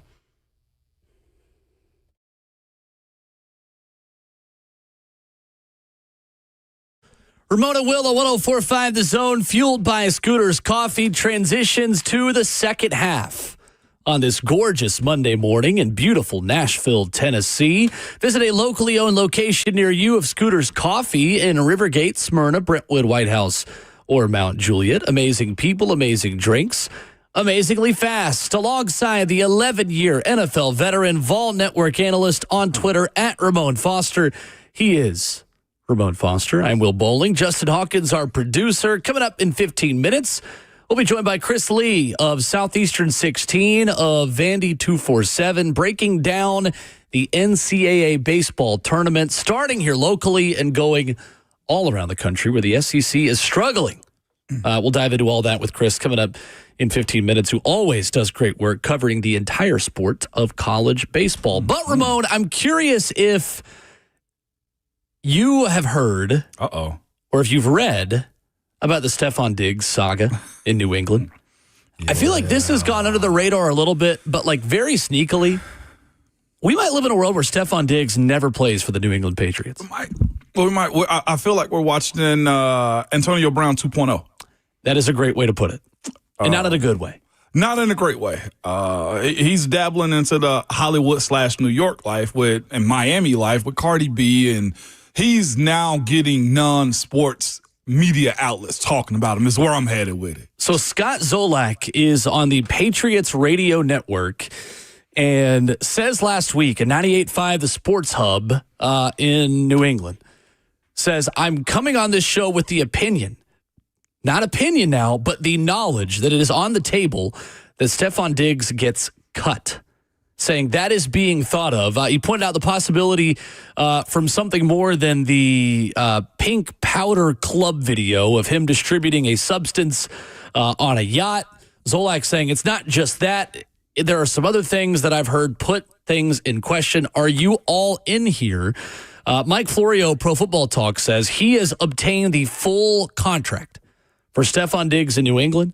Says until he passes a full physical, Ramon, including to his injured knee, he is entitled to nothing.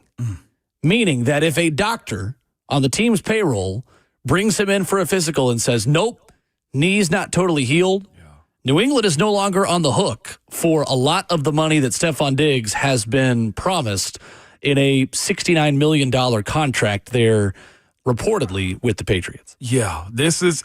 And Will, the fact that he's saying not opinion-based, I forget who you said reported it. Scott Zolak, the Patriots analyst on radio. And the fact that he has this type of conversation publicly, Patriots want this to happen for a lot of different reasons, for either threats or for the actuality that they may be trying to get rid of him too, because this is Vrabel's first opportunity to make a first impression with New England, with himself as a second-time head coach this time around, and just the idea that this is your parents' New England Patriots. He has to set this precedence moving forward. And also this side too, Will, with as much stuff as Stephon Diggs has done so far, imagine what he could do to a young quarterback throughout the course of a game. That was their hope. I'm talking about just pressuring him. Throw me the ball. Give me the ball. The demands, sure. like the attitude, like the I don't give a doggone attitude that he's bringing to his team. Like, they're still young. This is a new head coach that he's dealing with for this first time around, and Coach Vrabel, and the establishment of oneself and how you're going to run your ship. And this is a team-oriented spot to be in. This sucks for Coach Vrabel and for Diggs, too, because he can control this stuff moving forward. I actually thought it was a music video that, like, they were filming. Mm-hmm. They were on a boat, a lot of women around. Will, who in the hell brings out any powder substance as a player? Right. Okay? I thought it was like a movie video, like a music video is what I thought. Like they were filming for Cardi B. For Cardi B is what I thought. No, it was real. It is pretty wild. Let me say real. You bring any powder substance around me, okay? I'm moving, okay? Like Stephon Diggs, what in the hell are you thinking, dog? Like please don't bring powder substance around me, good people. 3 years, $69 million contract. So Mike Florio writes at ProFootballTalk.com, it is possible the Patriots have only paid Diggs $4 million, if that, so far. If Diggs has not yet passed the full and final physical that clears him to practice and play in 2025, there is an opening to turn that contract into nothing at all. Pretty significant. Look, to me, and I get it, like these numbers are not always totally based in fact because agents want to put out there that their guy got as much as they possibly could, and I get that. But anything close to 3 years, $69 million is a gross number for Stephon Diggs coming off a torn ACL. Just gross. And what's happening right now, though, too, with this conversation popping up is the Patriots are going through every possibility they can to get themselves out of it. I know the physical part is how they can just nip it in the bud soon, but he can also get a secondary opinion on say, hey, no, this doctor says my knee is fine. The legality of this contract probably goes down to his it's detrimental to team activities is what it is at this point. And there's going to be a grievance. The PA always gets involved in these things. Lawyers get involved in these things. Again, like because technically he's not on the clock to be tested for street drugs at this point, if I'm not mistaken. Okay. That's the other part. You can only be tested if you're inside of the building. For the street drug test, the tester cannot come to your destination. So that was one of the loopholes that you have. Hey, we're here to test you. Well, I ain't in town today. For the street drug one, you can't. For the steroid, like I've had the steroid test at my house in like May. Okay, like I've heard stories in other sports too of like knock on the door 5 a.m. day before Christmas. Absolutely, like they'll come to your house for that one. Yes, they do. For the steroid, but for the street drug, no, you got to be in the building and get tested for it. There is precedent for this, and it was with the Patriots and with the guy you mentioned, and Antonio Brown. Antonio Brown filed a grievance with the team after they refused to pay his $9 million signing bonus for a failed, very short stint in New England for AB, and what Mike Florio says was a failed shot of espresso with the Pats. Yes, it was. Which is a good way to put it. This would be another shot of espresso for Stephon Diggs. It's not even a full cup of coffee. It ain't even. Like, all he did was go to some Knicks games and to Miami with Cardi B. He's still blowing on the coffee to cool it off before he could even sip it. You can't even have a cup of coffee with the team yet if it still hasn't cooled off yet. That's it. And I don't think there's a reason for Diggs to want out of New England. Like, it's not like he saw the young quarterback. He got paid a lot of money. Like, I don't think there are a lot of teams that would pay Stephon Diggs 3 years, $69 million. I just go back to the video as we speak about, like, what he is. You see why Buffalo decided to somewhat move on, right? You see the conversation behind it. And then you go back to his Minnesota days. There's this video out there of asking his teammates, who in this locker room would you not let date your sister? You remember who the answer was? Every single one of them said Stephon Diggs. Respectfully, like, even like the white guys knew not Diggs. You know what I'm saying? Like, hey, I bring that up. I think it was Adam Thielen was one who was like, Diggs. See, we'll try to effort that audio. It is pretty funny. It's really good.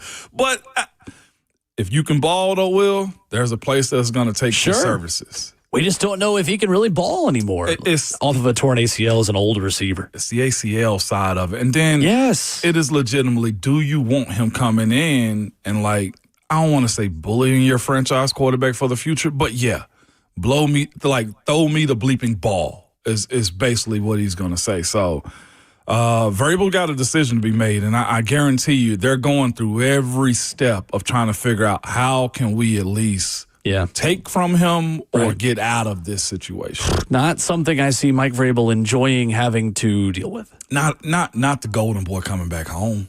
No, not Vrabel. Not this time. Coming up, Chris Lee will join us. We'll talk some NCAA baseball with him. Does a great job covering the whole sport at Southeastern 16. Here locally, longtime Vandy reporter. We'll dive into where Vanderbilt baseball goes next under Tim Corbin with another regional exit yesterday, plus a reaction to a chaotic weekend around the entire SEC. That and more with Chris Lee next.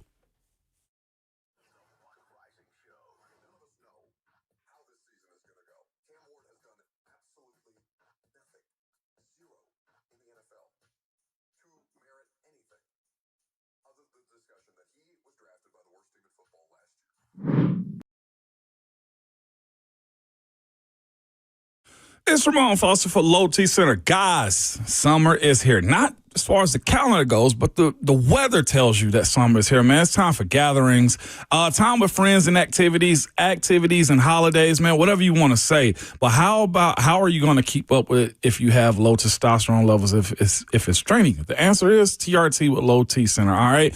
Online TRT services may seem convenient, but often you end up spending hundreds of dollars on unreliable test kits, then waiting for days for your lab results before you even know if you qualify for them. They say you meet with the doctor, but sometimes you don't even see a person on the screen. Do you feel comfortable trusting your health with a chat online? And after all that, you have to wait again to get your meds in the mail. Does that sound like the quality of care? Absolutely not, man. Trust the experts at Low T Center because they've been changing patient lives for over 15 years. They understand what guys need, and all treatment starts with a thorough in-person consultation, and they make it easy to get started with your quality of care you deserve. All right, get this also. There's never been a better time to start TRT than right now. With the free medical consultation and free T-test, the best thing about it, with their on-site labs, you get your results back there quickly. Look, there's many locations around the city. It's in Brentwood. It's on the Gallatin. Wherever you need to go to get yourself together, you can absolutely do that. Simply visit lowtcenter.com to book your appointment. That's lowtcenter.com. And be sure to tell them that Ramon sent you.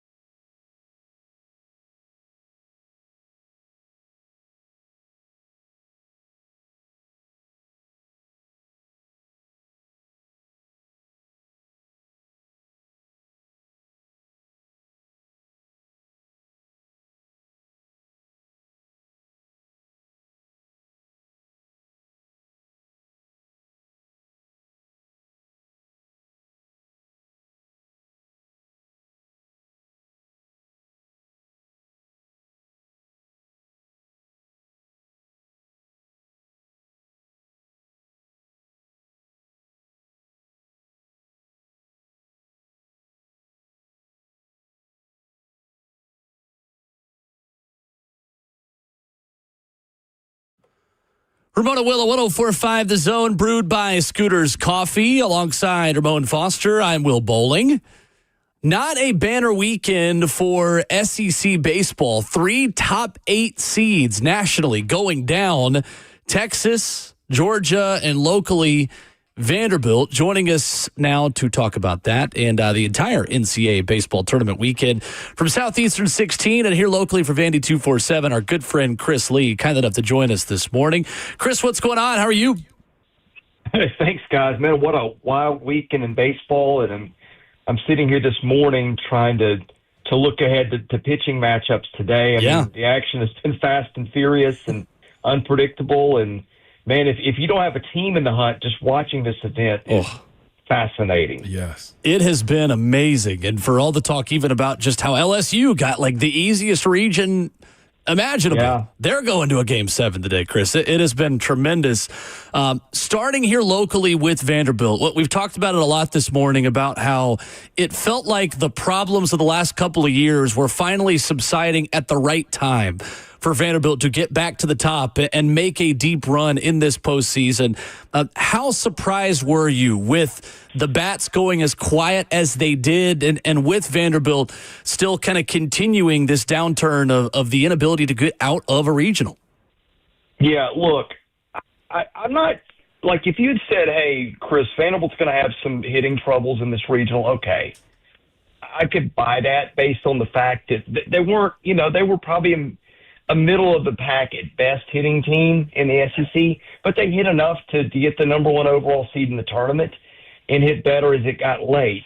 And, I'm just – and maybe this is baseball kind of thing, and it's a different sport than anything else just because you're talking about precise things. Like, you can hit a ball – I don't know, a quarter of an inch differently off the barrel than you do, and it's it takes a home run into a fly out. There's a million little things like that in baseball, right? But they played a brutally tough schedule, even out of the league too. And this would have been the guys they ended up seeing were probably the easiest bunch of pitchers that they were facing in a weekend all year, and they hands down hit worse against those guys than they did against anybody else they saw this weekend. I think they hit, I don't know what the final batting average was, but it was something like 120 for the weekend. They got one hit by a kid with an 8.91 ERA. Gosh, they walked, 10 times yesterday and still didn't have but a run until the 9th inning. And honestly, too, didn't catch a break or two. The rigged and double. If it doesn't bounce over the fence, they've got Mancini home and they're tied with Austin up, and they'll go into the bottom of the 9th at that point with, being the road team. But still, that's a lot of ifs for who they drew, Louisville and Wright State, and they never should have been in that point. And gosh, I think now of their last 7 or 8 losses in the regionals, I think all but one of them have been by 1 run. That's kind of a tough beat too. But again, the teams that beat them in those games or teams that they should be beating, it's a weird spot for them. I thought they would hit better. All they had to do was hit a little bit, and they're probably still playing baseball at this point. But that's not how it went, and I think that was one of many really surprising things we saw this weekend. We're joined by Chris Lee of Vandy 247 and Southeastern 16. Chris, when you look at the this past weekend, just for the Vandy boys, man, like the conversation on social media is how stuff feels. I was telling Will earlier, this feels like in my era under Coach Fulmer when you had new coaches coming in and, Urban Meyer and Nick Saban and Les Miles. The fan bases get loud because they want that thing. And baseball's had a big injection of that in the SEC where younger coaches have come in, have kind of brought in attention and different flair. Coach Corbin is what he is. He's a national championship winning coach. But the fan base seems to, want to look over his shoulders a little bit. What do you say to that crowd, man, that's challenging him? And what does he have to do for himself to kind of quiet that down also? Yeah, look, I get the criticism, right? The hitting thing has been, it's been a topic now for 3 or 4 years running, right? And their inability to solve it is why it's still a conversation. At the same time, you know, he is Vanderbilt baseball, right? It's not like there was some other guy carrying this thing along and he just took the thing and went from there. No, I mean, other than him walking into the new stadium, he's made all this happen almost himself. I've covered him all but 1 year, and the school has been so dysfunctional most of that time when it comes to athletics. I mean, people have talked about Vandy United and stuff like that, and that being the thing that propped them up. And now that that's gone, you know, that's what's happened. I don't buy that for a second. You know, it's $90,000 to go to Vanderbilt right now, and that's just the thing that kept it from sinking into the swamp. You know, when your tuition is twice as much as the next school, you know. So I've never bought that, but at the same time, it's also not what it was. I think that the portal and the offense-heavy era have made it into a game that doesn't fit what he likes to do. But at the same time, you watch his press conference, and I get it. And I think there was some history between he and the person that asked the question, which is a little bit of background there. But I think he's probably got to feel, again, the thing that people are complaining out is a real thing. So in one sense, I think it carries some water. But I made the analogy last night. I think it's kind of like, you know, if you come home from work, you put in 80 hours, you get up on Saturday, you mow your lawn, you take your kids for ice cream, and you walk back in the house, and the first thing you hear is you left your socks on the floor again. I think in light of what he's done at Vanderbilt, and like even a bad year, right? This is considered, I guess, a bad year for Vanderbilt baseball. They were the number 1 seed in the tournament, right? And they got beaten in a regional. And I know that the postseason thing, that's where titles are decided, and that's what's really loud right now. But I think in context of what he's done, I mean, he's got the longest streak of NCAA tournaments of anybody. It's just a weird situation to process because, like, there are legs in some ways to the criticism. But also I think at times, and I think this is probably what bugs him, there's a little bit of the overall context that's been lost because he has built the program to the point where the expectations are almost like it's championship or bust. And I think at times you see a guy that feels the weight from that maybe. Mm-hmm. Yeah, like hearing you speak about it, I think it's kind of where most of the city is at. Because I was the same way, and just watching this unfold, it's just like, yeah, that happened, but it's the way you kind of view this one, man. Yeah. With that being said, do you have the ability to bring back a guy like R.J. Austin? Because it's always the year that you expect to go. It's not the year that you actually win it. And just what does Vandy's quick future look like going into this recruiting cycle and in the summer too? Well, I thought for a while, Ramon, this felt like the year before the year. And then at the last minute, they sneak in and get the number 1 overall national seed, which nobody thought was coming. I mean, I think you've got to watch the draft and the portal and maybe who goes into the draft carefully. I think they've got a shot if everything breaks their way, you know, to be a top 5 preseason team next year, and who knows, maybe 1. Mm-hmm. I think Riley Nelson's a kid that if he didn't raise his stock too much late, could come back and really vault his stock even more. I've been hearing he wants to come back. He was their best player on the team this year. That would be a huge addition. He's a tremendous hitter and first baseman. I do wonder if R.J. Austin slumps this year, his inability to hit left-handed pitching, and especially what he did in the tournament. Maybe make a guy that was probably a 3rd or 4th round pick into a guy that it makes sense to come back. He's one of Corbin's favorite guys. He's a team leader. That's one I'd watch. That'd be a big get that they could get back. I think they'll get Mike Mancini back probably, who really came on late in the year after hurting his hand. Their pitching is loaded. They've got all kinds of studs in the draft class, the high school class, that is. I think they'll lose at least 3 of those guys. And I think, you know, they've already added a couple of guys from the Ivy League in the portal that are going to help them. Now, the problem is the roster goes from 40 to 35, and I don't know where they find room for all this, especially if they get a high school kid or 2 through the draft unexpectedly. And there's a lot of stuff to go with the portal. But I feel like chances are they're going to set up really well for next year. At which point, if they're as good as I think they could be, we'll be right back to this point next year where it's like, okay, well, the regular season was great. What can they do in the postseason? And there's a lot of pressure mounting that they'll need to figure out a way to get past that this time next year, if so. Chris Lee, locally covering Vanderbilt at Vandy 247. You get his work covering the entire conference at Southeastern 16. Subscribe to their work on YouTube. So, Chris, when you look at some of the SEC baseball results over the weekend, what was the biggest surprise if you're picking one loss or win for an SEC team over the weekend? I think it's Vanderbilt, but you've got some pretty strong honorable mentions there. Sure. Texas would obviously be one. I think, Texas did falter down the stretch, so it wasn't entirely unpredictable. And I think the injuries, and they had some big ones, maybe caught up to them a little bit. I think the fact that Little Rock and LSU are playing tonight, I don't know for sure that this is right. I saw a blip on this somewhere, I think on our YouTube channel last night. Allegedly, Little Rock was 10,000 to 1 to win the regional. Oh, yeah. Yeah, I mean, and that's a really, and I'll give credit to my partner Graham Doty on Southeastern 16. He actually called the OVC tournament, and I didn't know this and would not have known this without him.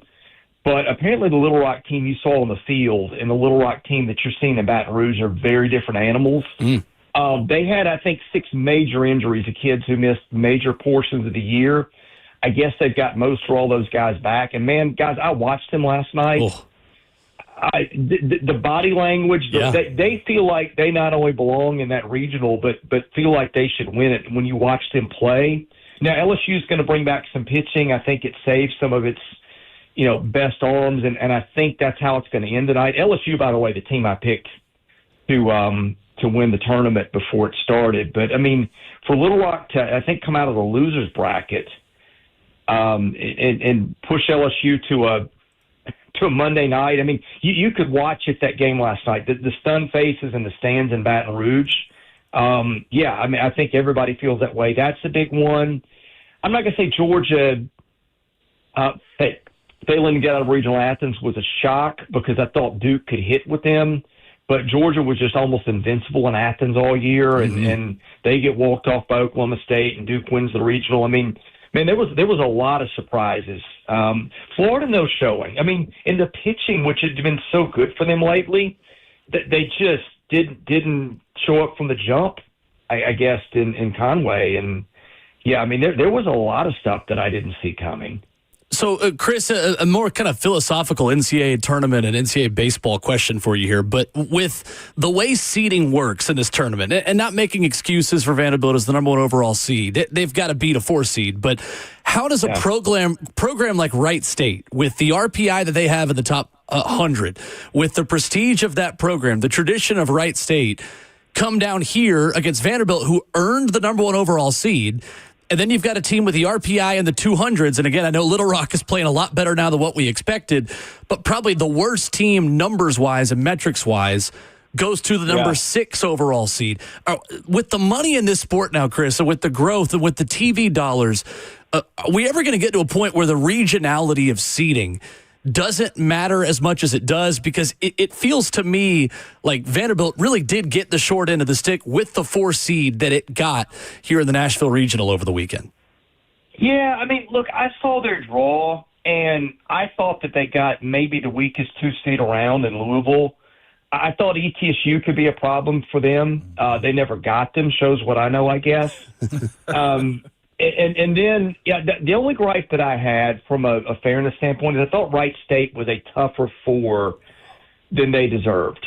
But at some point, like, you got to play baseball, and somebody's going to have somebody in their regional that's a challenge, and that's just kind of how it fell. I mean, I thought they really deserved more of a Central Connecticut-type team as the number 1 overall seed. But, again, the committee sort of compensated it, I thought, by giving them one of the weaker 2s in my mind. I wish it were not so regionally balanced. I get it. The NCAA does it to save money. The NCAA is bleeding cash right now through all these lawsuits and the landscape of the chaos. But yeah, I mean that is one thing. You know, I feel like a few places. You know, Ole Miss is a team that got a brutal draw, right? You know, and eventually you have to play your way out of it, which Ole Miss is doing quite a job of doing. But yeah, I mean, I do wish that were done a little differently. But you know, unless things change with the landscape of college sports, with this being a money thing, I don't think that changes soon. Chris Lee with us this morning. Chris, is there a team or player out there? I got one in mind, man, that's really just captivated these playoffs so far, man. Angel Cano. Maybe he's connected to Robinson Cano. Who knows, man? But I don't know if there's anybody that's got more aura and juice than him at the plate right now out of Little Rock. Is there anybody also that's on your mind that's just like, yeah, this guy's raised his stock up? Yeah, I'm sure there is if you give me a little more time. Or team that's really taking it to the next level. Let me pull up the bracket, and you'll have to excuse me. I'm running on fumes a little bit this morning after staying up late last night. We get it. It's all good. But that's what we do, right? That's right. The tournament has been so captivating. You know it.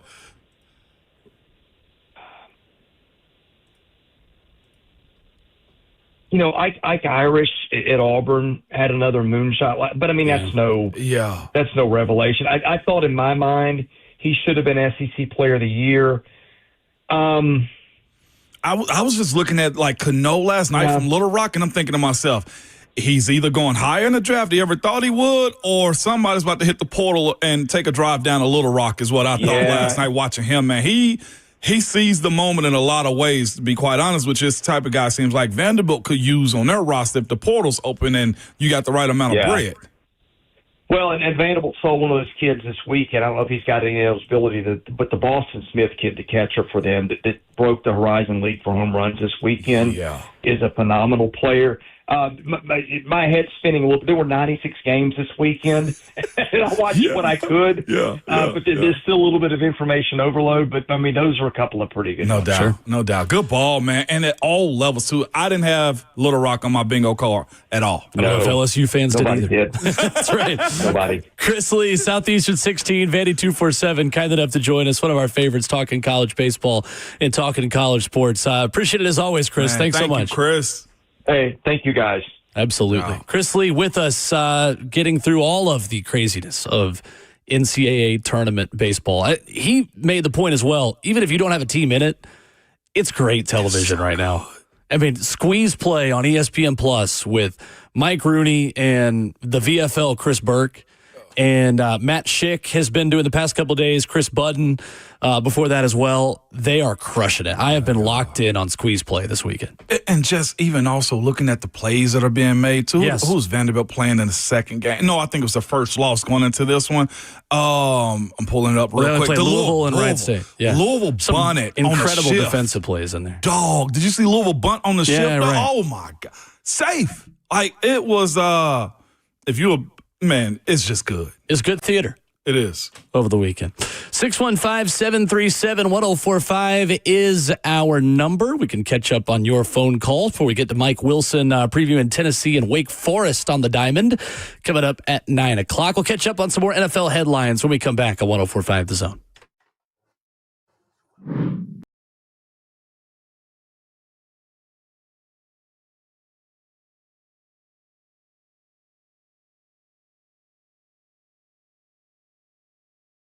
Hey, it's Will Bowling for my friends at Nolensville Road Auto Mart. If you have been looking for cars and you see the words buy here, pay here, maybe you've looked elsewhere.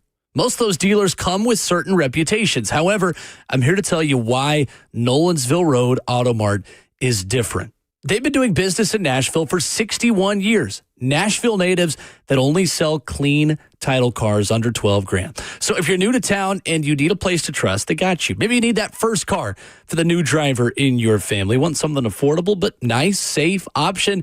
You need to go see my friends at Nolensville Road Auto Mart, 615-242-1279. They got one location on Nolensville Road, close to Thompson Lane. They will get you in and out in an hour or less. The best part, they're the oldest buy here, pay here in Nashville. They'll work with your own financing if you got it as well. Flexibility, transparency, and honesty. That's why I recommend Nolensville Road Auto Mart. Call them at 615-242-1279.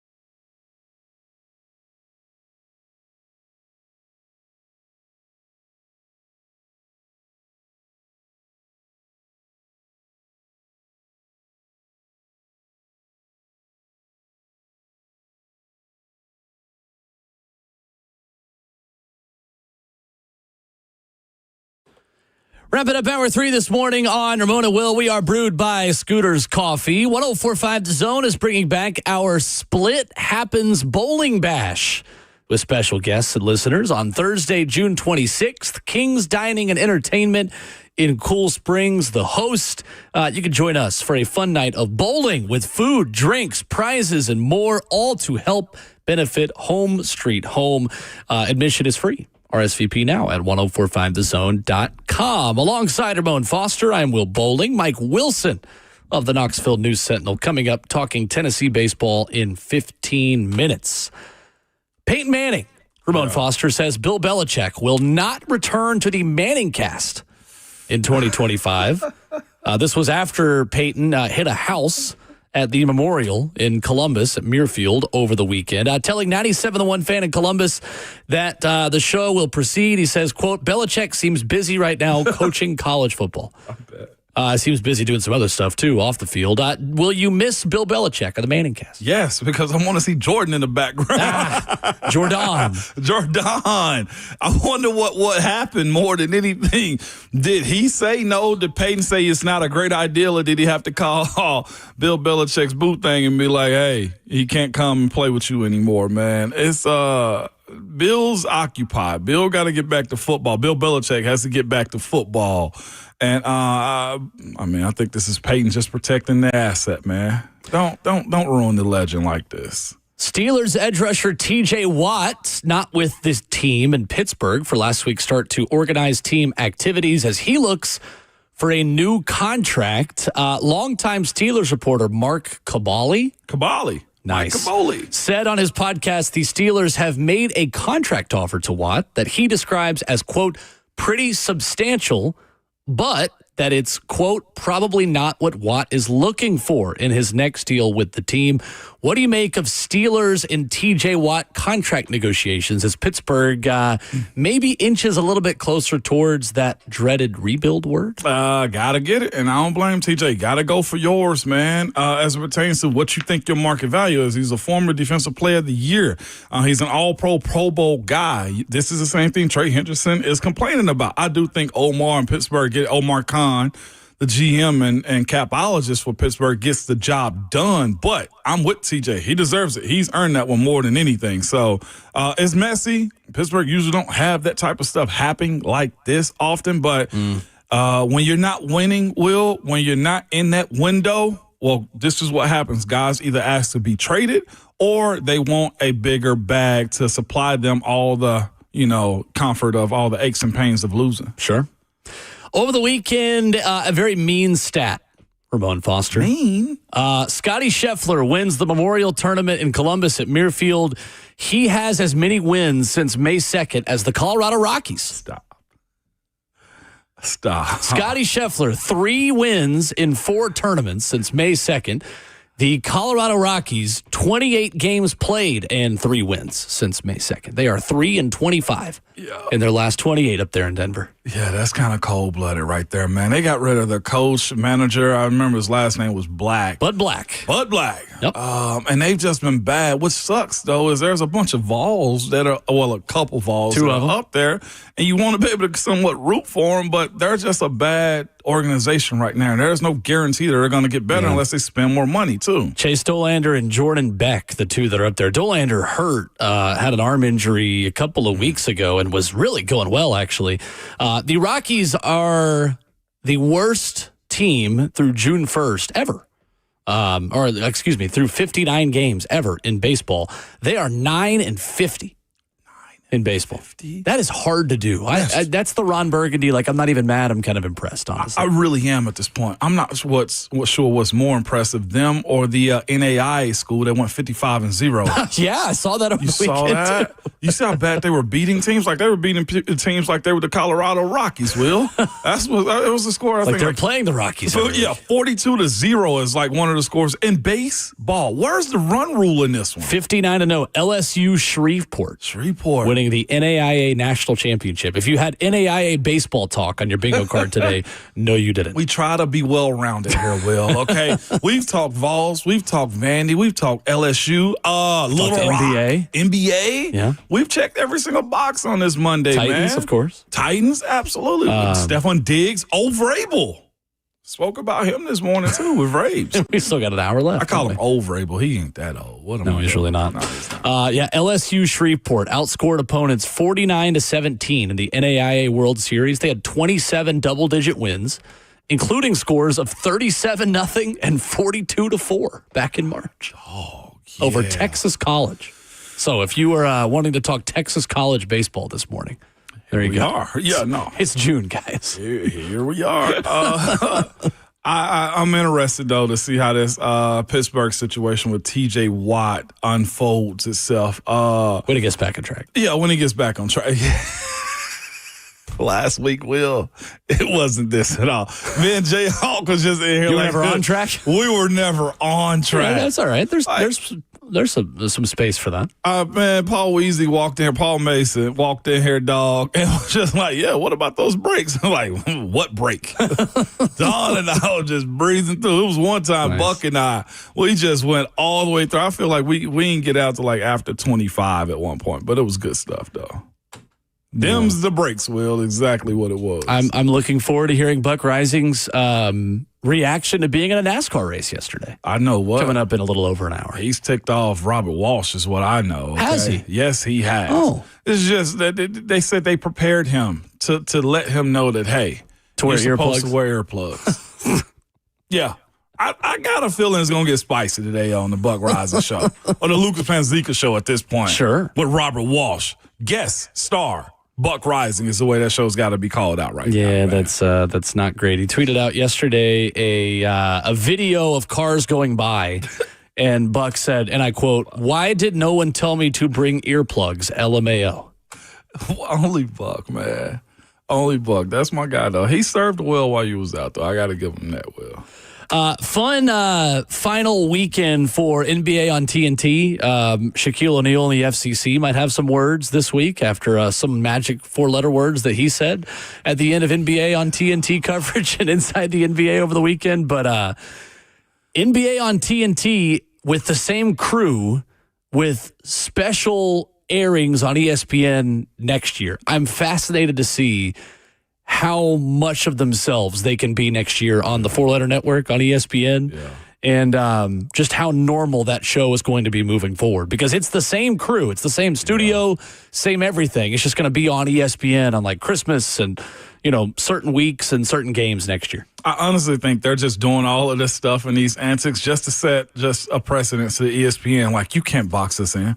You can't if you They want that Pat McAfee treatment where they can just say whatever they want and get paid for it. And they're allowing it somewhat, right? And Charles Barkley's forever going to let you know he's not working all them days. That's right. So they're not going to dog me out. No, I saw a clip of him last night, dude. There were best moments of NBA on TNT. Charles. There's so many good ones. It's so many good ones. There's so many good ones. He needs to be protected. When they started talking about Zion Williamson, it was just like, it looked like me and Shaq had a baby. That is one of the best ones of just moments from their show. And Shaq's in the background acting like an agitator the way I do. Oh, yeah, no. You and Shaq got a lot in common on that front. What he look like, Chuck? Google me, Chuck. Google me, Chuck. I love it. What a crew, man. Sports entertainment at its best. 615-737-1045 as we transition into the fourth and final hour coming up. Mike Wilson of the Knoxville News Sentinel joins us next.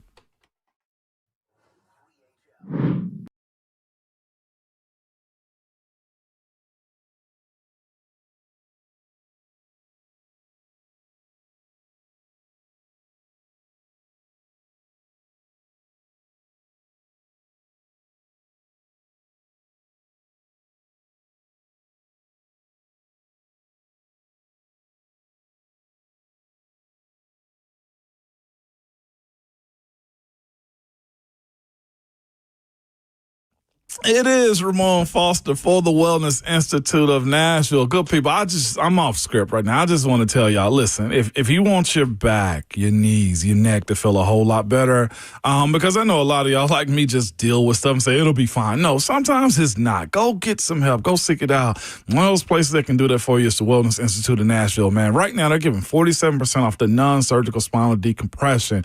And it's simply because Dr. Mitchell and Dr. Ashley, they will not give up on you, man. There's no reason to deal with, those disc bulges, sleepless nights, the weakness in your hands and arms and legs, because again, all your nerves go through your back. And if it's bad, then you're probably going to be bad too, man. And there's a way to fix it. They have one of the best futuristic facilities around, man, with a lot of high-tech equipment that can help service you, from the zero-gravity machines to the lasers to their spinal decompression machines that I told you about a second ago. There's no pills, no spinal creams, none of that stuff right there. Just simply good old, let me help you get better treatment is what they do with the Wellness Institute of Nashville. Start the rest of this year off. Before the summertime, you want to do all your activities off with a pain-free life. I promise you, it's one of the best things you could do for yourself if you have those back issues, neck issues, knee issues. Call the Wellness Institute of Nashville at 615-246-5009 or go to painisbad.com.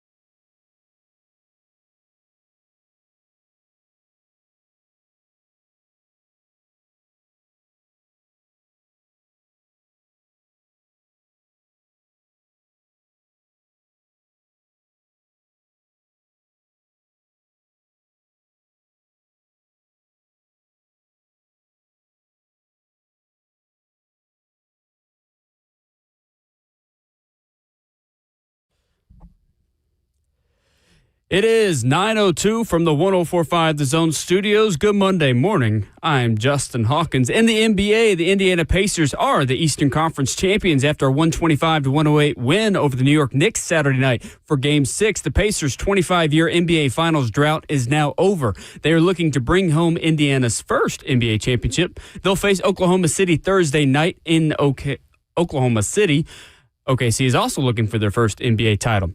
NCAA postseason, the Tennessee Lady Vols move on to the Women's College World Series semifinals against Texas today. The Lady Vols will have to beat Texas twice in order to move on to the final. First pitch is set for 11 a.m. this morning, and if the Vols win, Game 2 is set for 1:30 p.m. later this afternoon. Tennessee baseball last night lost to Wake Forest 7-6 in the Knoxville Regional Championship, but they have one more crack at it to win the regional tonight. With a Super Regional berth on the line, first pitch against Wake Forest is set for 5 p.m. Central Time this afternoon. For all your foundation repair and waterproofing needs, you've got to go to USSTN.com. Breaking news at once on your home for the Titans and Vols. This is 104.5 The Zone.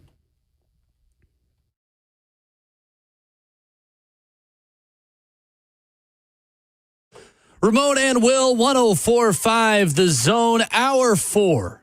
Here already. We are brewed by Scooter's Coffee. As always, visit a locally owned location near you in Rivergate, Smyrna, Brentwood, White House, or Mount Juliet. Amazing people, amazing drinks, amazingly fast. Alongside the 11-year NFL veteran Ramon Foster, I'm Will Bowling. Justin Hawkins, our producer. Efforting Mike Wilson of the Knoxville News Sentinel, who will join us in just a moment. Good to be back. Been a quick 3 hours today, Ramon. It has, man. Been fast. Good to hear your voice back on the airways. Thank you. I was excited for my dog to get back in town. I was telling you earlier, I think this is first week. Every person here at the station will actually be here and accounted for. Nice. Yeah, everybody be here and accounted for, man. So the crew's back together and back in town. Well, perfect attendance for 104.5 The Zone host this week. Here for it, my brother. Terrific. Absolutely. We are joined now by our very good friend, Mike Wilson of the Knoxville News Sentinel. We have a lot of good guests on the show. I rarely describe them as very good friends. I throw in that capitalized V for Mike. Good morning, Mike. How are you? Am I considered a very good friend because I didn't drag you for being on vacation last week? Yeah, exactly. Yeah, he did. Exactly. Cool. I felt I had your back on that. I felt jealous of everyone else getting to talk to you last week, so I decided I would get you right back on so I could talk with you this week. Your lies are appreciated. You're welcome. Mike, who in the world's going to pitch for Tennessee today against Wake Forest? Let's start there because Brandon Arvidsson gave him over 100 pitches yesterday, and it feels like a big missed opportunity that they did not take advantage of that and just close this thing out. Who is left that you feel like they will rely on this afternoon? Ramon, your kid plays baseball, right?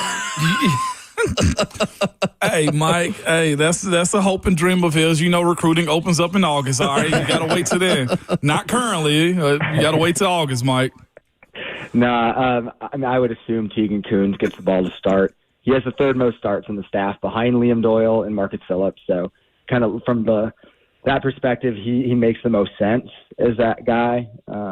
But the fortunate thing when you talk about Brandon Arvidsson, even though he didn't win that game, he covered so many innings that Tennessee hasn't used most or all of its primary bullpen arms. I mean, you still got Tanner Franklin, you still got Braden Krenzel, Nate Snead can come back, Dylan Loy can come back. Tony Vitello said Liam Doyle was in his ear about being available. And obviously, you'd hope to avoid that, win a game, and have him ready to start in a super regional, but that's a good option to have if it's out there. So Tennessee's got still a pretty well-stocked bullpen, just based on guys it hasn't had to use yet in this regional. How realistic is the Liam Doyle thing? I love that Tony Vitello called him the idiot lefty or his idiot friend as he pointed to Andrew Fisher yesterday. Like, how much realistically, Mike, can Liam Doyle give Tennessee today, if anything? Yeah, it was the lefty, his idiot friend, pointing at Andrew Fisher. He could give you something. I mean, I think you've got to be realistic about how many pitches and what that looks like. I also think, again, in an ideal world, you avoid it altogether. You get 3 to 4 out of Tegan Coons. You get a bridge inning out of Dylan Loy. You get a couple innings out of Braden Krenzel. He's shown he can cover more when he's at his best. It's been a minute since he's kind of been that after he got sick, but need to see that. But Tanner Franklin can cover innings. Nate Snead can cover innings. So, again, I think it would be a specific situation, a moment where you need an inning to be a certain way. And it would be a short stint, to say the least, because obviously you want him to line up and start if you're getting to a super regional. Mike Wilson with us this morning talking Vols. Mike, on the other side of things, after the loss last night, Tony Vitello opened up with, it's not common to be the home team and also playing away. Did that play a part into just the mood and swing and start and finish of this game against Wake Forest yesterday? The home away thing? Yeah. It's a very dumb rule. It is nonsensical. And it's not just because Tennessee lost last night that this is a bad rule, right? Like, this has been a dumb rule for a really long time. You have a good regular season to earn a home field advantage. The advantage in baseball of being the home team is significant, and you control how things happen at the end of the game. That's different than other sports. Basketball, football have a home field advantage because of the environment, because of your arena, your facility. Baseball is different because you literally have the chance to win the game at the end, which is what Wake Forest did last night. And Tennessee's the number one seed. The number one seed should always be the home team in a regional. It also should always be the higher seed should also always be the home team in a super regional too, to be fair. Tennessee has gone to super regionals, and if they go on the road here, they would be the home team at Arkansas in game 2, which is also a ridiculous rule. The team that has the better regular season earned the ability to host. They should always be the higher seed. It's a bad rule. Closing out, this is essentially a weekend for the Vols right now at home. They've had a hard time closing out series, man, and they're locked in one right now with Wake Forest for a super regional. How do they go about getting this? Is it the bats? Is it the pitching, Mike? Yesterday it was the bats. Tennessee lost that game when they didn't score in the 7th inning with the bases loaded. Right. They left them loaded with a Reese Chapman strikeout, so that hurt. And then they went down in order in the final 2 innings. So that was their last chance. They threatened, and that was costly, not taking advantage of those opportunities. But they just didn't have a lot of hits yesterday. 2 two-run homers were the big blows of the game. I think it was a string of singles that scored the other 2 runs early on. But, there wasn't enough offense. I do think there could have been a little bit of cleaner pitching in that 3rd inning maybe from Arvidsson. A couple of 2-strike hits with 2 outs both maybe were promising. You can't give up an 0-2 double, which was the final hit he gave up in that inning to score a run. The one before that was a 3-2 pitch that was hit for a double. If you get a guy to 2 strikes, especially 0-2, you got to get him out. So that was a smaller issue, I think. But, offensively needed more production yesterday. And realistically, if Tennessee wants to win this game and keep trying to win games, they need more out of the middle of the lineup. Dalton Bargo in the cleanup spot, Reese Chapman in the 6th hole. Those guys need to give a little bit more to this offense right now. I don't know if Tony Vitello would shuffle that up at this point because he's been consistent with that lineup lately, but those are the spots where they need something more out of right now. Mike Wilson of the Knoxville News Sentinel, our guest. And Mike, you kind of led me into my next question of how does this team change the narrative about itself, of the inability to close out a weekend with a win? And in a lot of ways, they are the total opposite of last year's group that would drop a game every now and then, but always found a way to get the job done. What has to happen differently for this team to overcome really its Achilles heel this season, which is winning a game when they have to? Yeah, my thing with this team that's bounced around my head for a while is, and I know everyone doesn't believe in momentum in sports. I've been fascinated with this particular Tennessee team for how they handle momentum. They seem to have really good emotional moments. Like Liam Doyle started Ole Miss, you lose the next day. The Auburn win where the bench is clear for a second, then you lose 8-1 in the finale. No hitter against Texas A&M, you get swept in a doubleheader the next day. They broke that in my mind a little bit in Hoover when they beat Alabama and then Texas, that they can stack some good things. But now it's how do you respond to a bad thing again, which they've done well so far in this regional. They bounced back from a 10-0 loss to Vandy in the SEC tournament to win their first 2 games here. Yeah, this team with momentum swings has been different. It felt like last year's team established the momentum or decided how things were going to go. This year's team has just been a little bit more fluid in that. And this is a moment where you can no longer be fluid. It's kind of put your foot down, get it done. They obviously have the talent to do it. They're obviously a supremely good baseball team that's just come up on the wrong side of some games this year, more than you would have expected. So this is a time where they've got to decide what they are. Mike Wilson with us this morning from Knoxville Sentinel. Mike, when you look at today, like today has to be execution. Today has to be detail. That can create pressure, but it's also pressure because you don't understand what you're going to get on the mound today in a game this big. How do they play loose? What do you think Coach Tony Vitello's message is going to be to those guys as they continue to have one or two errors at the wrong moments, man? It can't happen today. Yeah, I mean, I think it's just play the baseball you're capable of. Because this is, again, a very talented team. Mike Rooney on ESPN the other day said it, where he said, going to the tournament, Tennessee, I still think it's the most talented team in the country. And the MLB draft is going to back that up in July. This team's going to challenge program records when you talk about top picks and overall picks. So it's play to who you are, because this team's good. The results haven't always showed that. This is a good baseball team that right now needs to win a regional. Tennessee gets out of regionals every year, it seems like. So it would be a shocker not to at this point. So be who you are and win a game. Well, Mike, then on the way out to that point, it is an inconsistent sport where the high-level high school recruits are always going to go pro at an inconsistent rate. In some years, you might get a guy you grade at a 95 out of 100. Other years, you might not, just depending on their situation. But despite that inconsistency, what lessons do you think Tony Vitello takes away from this season? I hate to do the postmortem while the body is still alive and not buried yet for Tennessee today going into a winner-take-all game. But what does he learn? Because, Mike, if this really is the most talented team in the country and, they're unable to get to Omaha, it would be a disappointing season overall for this team not meeting their expectations. I mean, I think the importance of a third starter would be part of that. I mean, the reality is things just haven't fallen necessarily how they were drawn up. A.J. Russell's recovery didn't follow the exact plan you thought it was. Tegan Kuhn's, Brandon Arvidsson were Sunday options. There's been inconsistency in that spot. So I just think there's been some ups and downs, and it's just been a different team. Like, I still think this is, again, a very good team. I think Tony Vitello likes this team. I think you've seen him really enjoy it the past couple weeks especially, and for good reason, because they played pretty darn good baseball in 4 of their last 6 games here. And in his world, you'd love to say they played really good baseball in 5 of their last 7 after tonight. There are going to be lessons, though. I think there's some roster changes, just figuring out where you need to address things, where you need to have more. But overall, I mean, this team still is at 45 wins. Like, I think there's got to be an element of perspective on this season, which is this is still a 45-win team, a team that is in a regional final. But the bar is so interesting for Tennessee baseball because it got so high so fast that I almost think there's been a loss of perspective on what a good season is, because this is a good season. Like, it's not like this team went 30-29 and stumbled into a regional. This is still a very good team that had a good season. It feels different just because of what's happened in the past few years, because generational seasons like 22 and 24 are so close in the rearview mirror. Mike Wilson, very good friend of the show, covering Tennessee athletics at the Knoxville News Sentinel at By Mike Wilson, where you follow his work as Tennessee takes on Wake 5 o'clock Central tonight. A little bit of an early start than originally expected.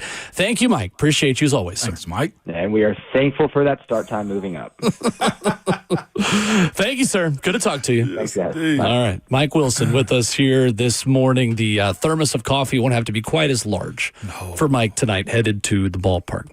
Coming up, who do you want to complain about in sports, in the world? I've got one sports, one non-sports, and some local flavor to my Monday roast. We'll do that with you. You can load up the phone line, 615-737-1045 for the Monday roast next.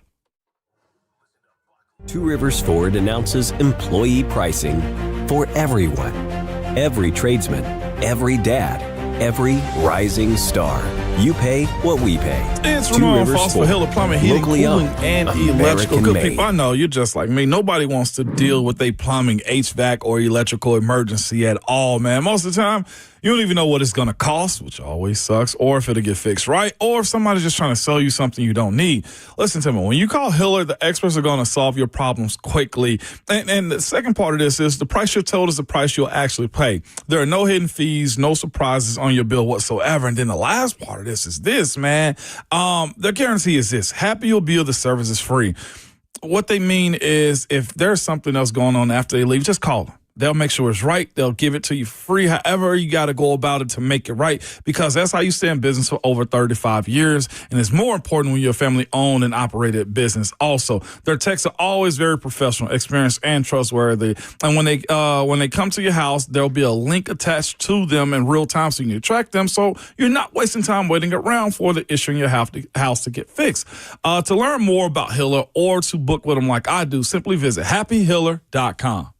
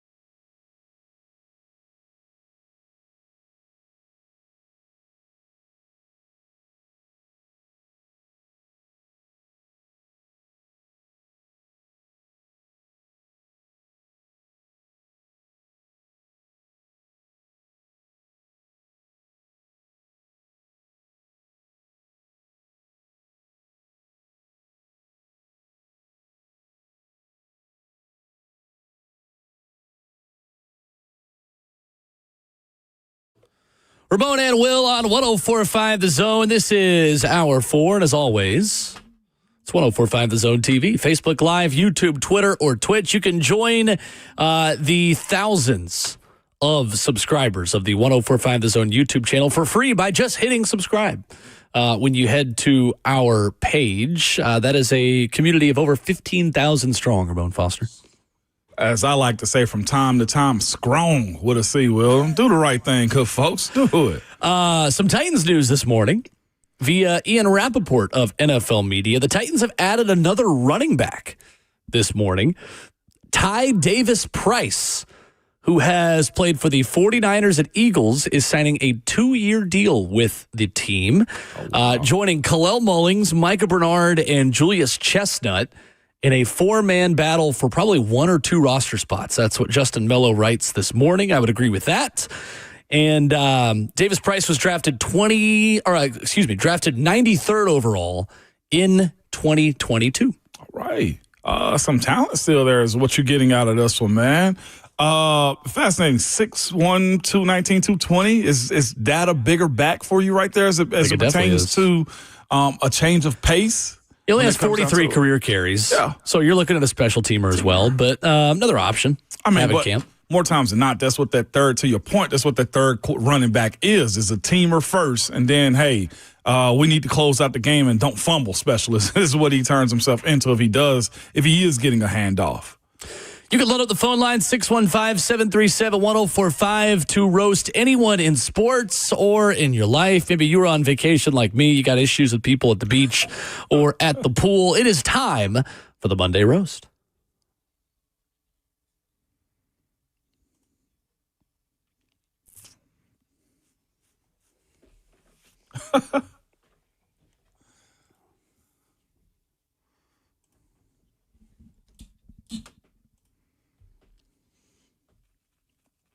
Mm. 615-737-1045. Any complaint you have to start your week. And Ramon Foster, I am starting local. You are. With my first Monday Roast today. Law enforcement issued a warning to the Rutherford County community on Saturday afternoon about a pet zebra on the loose. Have you seen this video? I have. It is unbelievable that a pet zebra can even be acquired. Where does one go to get a pet zebra? I've told you before. Like, you can get a license for one. If I had more land around here, I'm definitely getting a zebra, just so you know. So, no, you're not. Deputies closed I-24, which, there's not enough traffic at I-24 already. Let's go ahead and just close it because there's a zebra on the loose. Here in Middle Tennessee, westbound lanes that got reopened, eastbound lanes once the zebra disappeared into the woods. What are we doing? Yeah. Why? What empowers you as a human being to think this wild animal? I got to get me one of those. I need a zebra in my life. There is no reason to own a zebra, boys and girls, ladies and gentlemen, friends of Middle Tennessee. And if you do have one, let's make sure we got a good fence for it, or maybe some kind of enclosure that we can have. Whoever's got a pet zebra that is running around Middle Tennessee, you're roasted. Absolutely roasted. Me, Will. I would. It's like the movie Madagascar. It's Murfreesboro. It's just what it's going to become. Murfree's gas car. It didn't work. My second roast of the morning, Ramon, goes to NCAA umpires.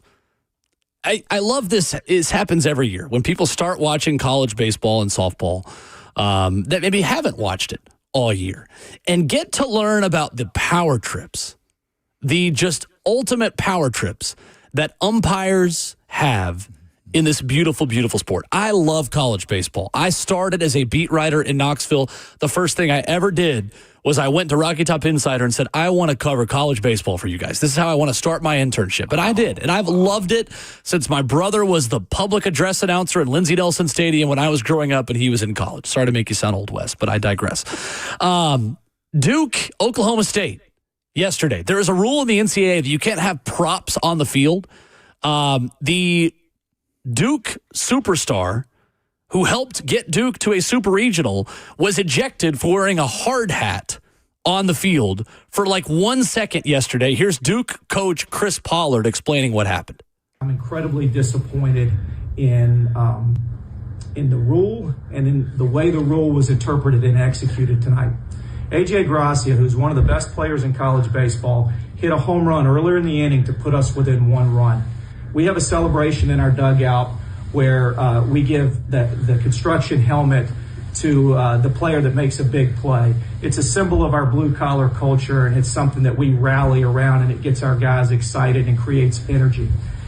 A.J. was wearing the helmet because he had just hit the home run. Later in the inning, Sam Harris hits a single. We score from first on a single to take the lead in the championship game of a regional, to go to a super regional. Our guys are undoubtedly excited, and they should be. And they jump out of the dugout to high-five their teammates as they're running back over to the dugout. A.J. still had the helmet on from where he had hit the home run and celebrated. He took 2 steps out of our dugout, not to show anybody up, not to be disrespectful of the game, not to disrespect Oklahoma State, to cheer on his teammate and give him high fives. This rule and this type of action by the umpire are why people get so frustrated with the NCAA. I'm disappointed for A.J. Gracia that he won't play in one of the biggest games of his life when we start the Super Regional. I'm disappointed for Duke baseball, and I'm disappointed for college baseball. And I want to get that off my chest. And if I get fined, I get fined. But we deserve better than that. A.J. Gracia deserves better than that. Our sport deserves better than that. Fight the good fight, Chris Pollard. That is a terrible implementation of that rule. That's already dumb to begin with. People in baseball love making baseball less fun. And the NCAA loves making fun things less fun to begin with. You put those two together, you get a stupid implementation of a bad rule like this. NCAA roasted. Boom, roasted. And when you get ejected in a game like that, you get suspended for the next game, too. So totally ridiculous that Duke is going to have to be without him. I know I'm getting a little in the weeds there, but a worthy cause. Yeah, that's trash right there, man. I hate when they do that, decide that this is the moment we're going to implement rules into it. And it was a great weekend of baseball. Like, I thought the sport showcased itself so well with just the chaos and all the different things you had going on, and then that is what we end up talking about coming out of the weekend. It's ridiculous. Yeah, no doubt about it. That sucks right there. But yeah, he did get suspended, right, Will? Correct? And will not be able to play this next game. At the moment, yes.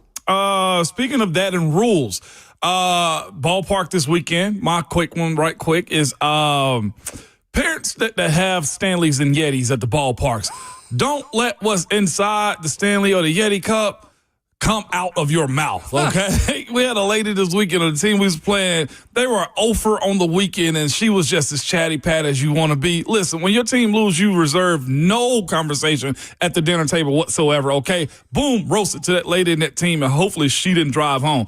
Also, Sumner County was on the bear watch this entire weekend. Crazy week for wild animals in Middle Tennessee. Easily. So, 2 real quick in the same situation. Boom, roasted to the car that hit the bear that killed it. Boom, roasted to the bear that also got laid out on the side of the highway on Vietnam vets too.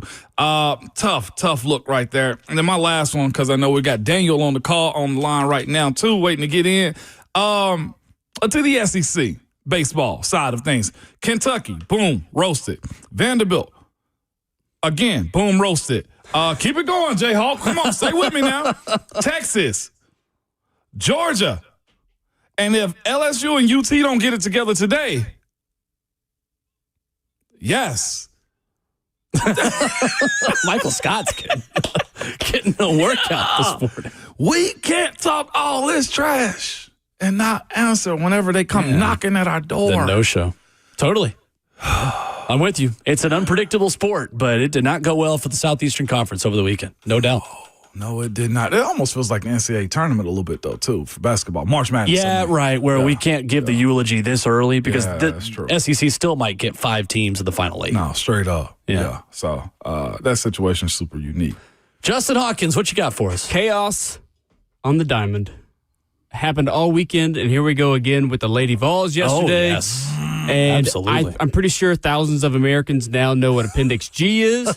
So obviously, you know, if we're just filling you in, which you should not be just now being filled in, but there was a home run, what was it, the bottom of the 7th? Yeah. And, so she missed home plate. The ump was clearly looking at it. If you look at the UCLA girl, you mean? Yeah. If you look at the review, the umpire was literally standing right in front of the pile.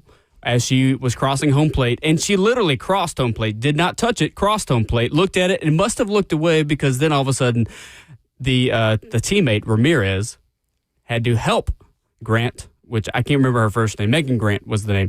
She had to help her cross home plate, touch it, and then was moved on. So then they said that after, 15, 20 minutes of review, they came back and said that it's unreviewable per Appendix G. Well, yes, the assistance of needing to cross home plate or touch a plate is not a reviewable play, but also you claim that you didn't see it. Why are you not looking at the play? Why are you taking your eyes off of the play?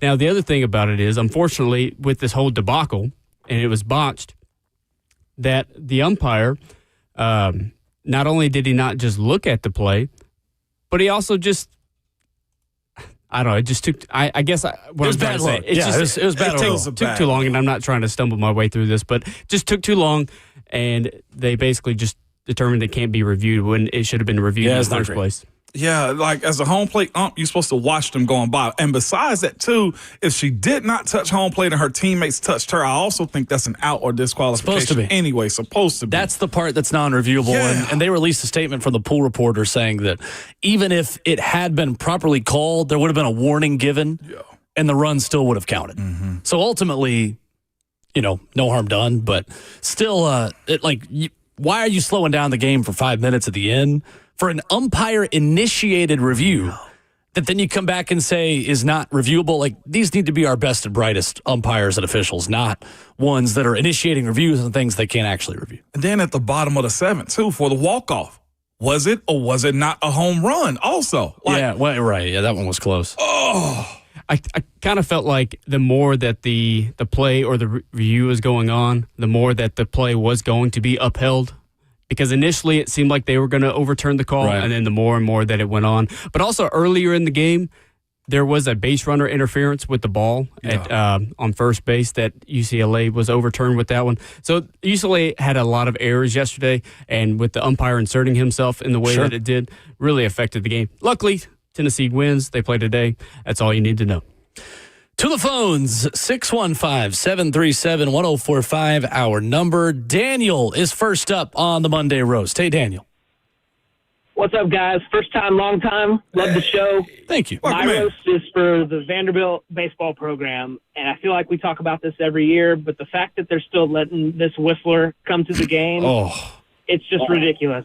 He ruins the game for every fan that's there. If I'm a player, I wouldn't want to sit through that. And for me, I kind of correlate it to it's like the smoke alarm that's got a dead battery in it, and it's just chirping in the background, constantly annoying you. So they got to do something about it. It's ridiculous. Oh, my. Thank you, Daniel. It's a great call. It is a great call. I have a lot of respect for Tim Corbin, for Vanderbilt baseball. I've been consistent on that. I have no respect for what the Whistler does. It is noise pollution. It is absolute noise pollution, and it will not be happening for the rest of the NCAA tournament. I was hearing it over the radio. I was listening to the call over the radio. You do hear it, and it sounded like their PA guys are trying to talk over it. You can't escape it. In between every word, you could hear the echo of it. So for the folks that it does bother, yeah, most definitely. I see why. There are dogs on other continents who can't not hear it. This literally dog whistling. It overshadows a great program. I totally agree. I was hearing it. I know it's their thing, but it's fascinating watching this still be a topic of conversation. It's not great. Yeah. Oh, geez. And then on top of that, the loss, too. So when he can do the whistle at all times, what are the rules on it? A fan can say and do whatever, however they choose to? Pretty much. It's not like one of those sports where you have to be quiet at certain points. Okay. And that's what I was wondering. Because if he's doing it in somebody's wind-up when they're pitching the opposing team. Fair game. Fair game from home field advantage, yeah. Huh. It is what it is right now. I don't know how much of a home field advantage it is, though, when most of, maybe not most, but so many of the other fans there just hate it. Yeah. That's fascinating because I've heard both sides. And mind you, too, I'm not asking Vandy fans, do they care or not, but I would like to know if that fan base, if it bothers them as much hearing it, especially when you're losing in those moments, because it is a consistent sound as throughout the duration of the game. And then losing moments, this is the last thing I would want to hear. It's just like, it's a wrap for me. Yeah, no, it's consistent. It's something. Yeah, it most definitely is. But each fan base got its own. Also, by the way, speaking of just pitching, just interferences, have you seen, I think, Clemson's or East Carolina's bullpen for the opposing team? Clemson's, yeah. Clemson. Yeah, so Clemson has the visitor bullpen is genuinely arm's length away from the student section. They're leaning over. They're leaning over it, and you could literally reach out and touch the opposing pitchers if you wanted to. Yeah. I don't know how long that's going to last. They were not as loud or chaotic by the end, though, because Clemson got knocked out again. Speaking of which, I for some reason baseball's on my. Oh no, I know why it's on my algorithm, but I saw Clemson fans complaining and really having a day with the idea that Clemson baseball hadn't been the same since Corbin left.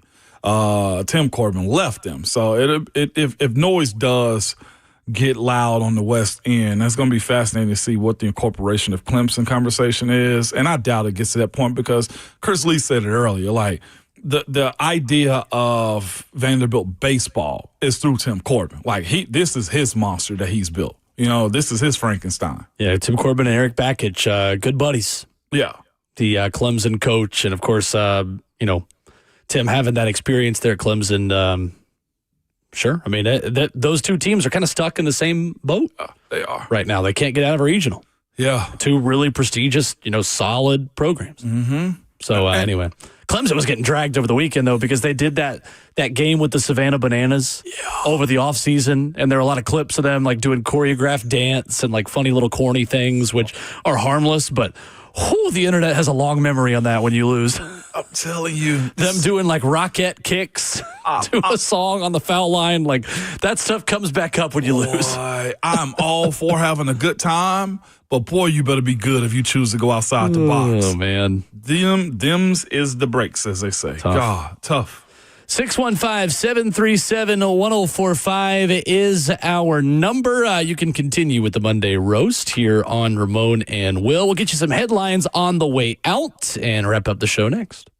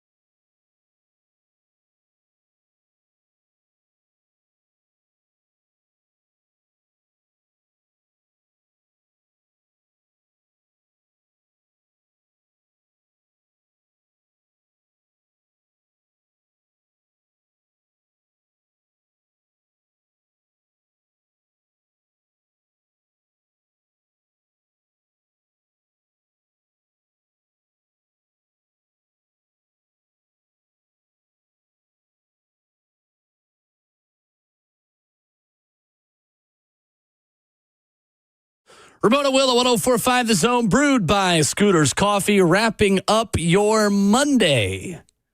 Coming up tomorrow, we will have full reaction to Tennessee Wake Forest today in the Knoxville Regional. We will, of course, be joined by Austin Price, as we are each and every Tuesday, a Big Orange barbecue recruiting event. Yeah. For Josh Heupel this past weekend. It's amazing, Ramon, the amount of names they can come up with for recruiting weekends in college athletics nowadays.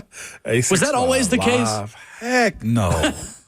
Man, Will, dog, absolutely not. I'm not complaining about it. It is just funny to me. But like the ways, like you said, that they can create events and names and pass out gear and just basically show off the entire university is pretty wild. We got in trouble for more stuff than we did actually celebrate it. In this era, they're celebrated way more with the accessibility and fun that they have. Well, it's great that we've now moved on far enough as a society where we can have barbecues at Knoxville again. Considering that is what Bruce Pearl got fired for, was lying about a barbecue. Insane, dog. A barbecue. All these years later. But you don't want him to feed his athletes? Oh. Well, it's more the lying about it, but point stands. It's a cookout. They weren't his athletes yet. Technically, it was the problem. It's a cookout. I know. Because of Aaron Kraft. It's tough. That's tough, man. What do you do, you know? Did you see who is on Good Morning Football this morning on NFL Network? Cam Ward? No. Oh, that's the only answer. We're talking former Titans people. No. John Robinson, an analyst on NFL Network this morning. Yeah, right. J-Rob? I'll retweet the picture right now. At Will_bowling. No Context Titans has it. A picture of John Robinson talking about the Jags. The good for J-Rob, man. So John Robinson and Rand Carthon both getting media opportunities in their post-Titans careers. Look at that, man. I wonder what J-Rob's got to say. But again, here's the thing. He's been in and around the scene. Saw him at the Senior Bowl. I'm pretty sure he was at the Combine, too.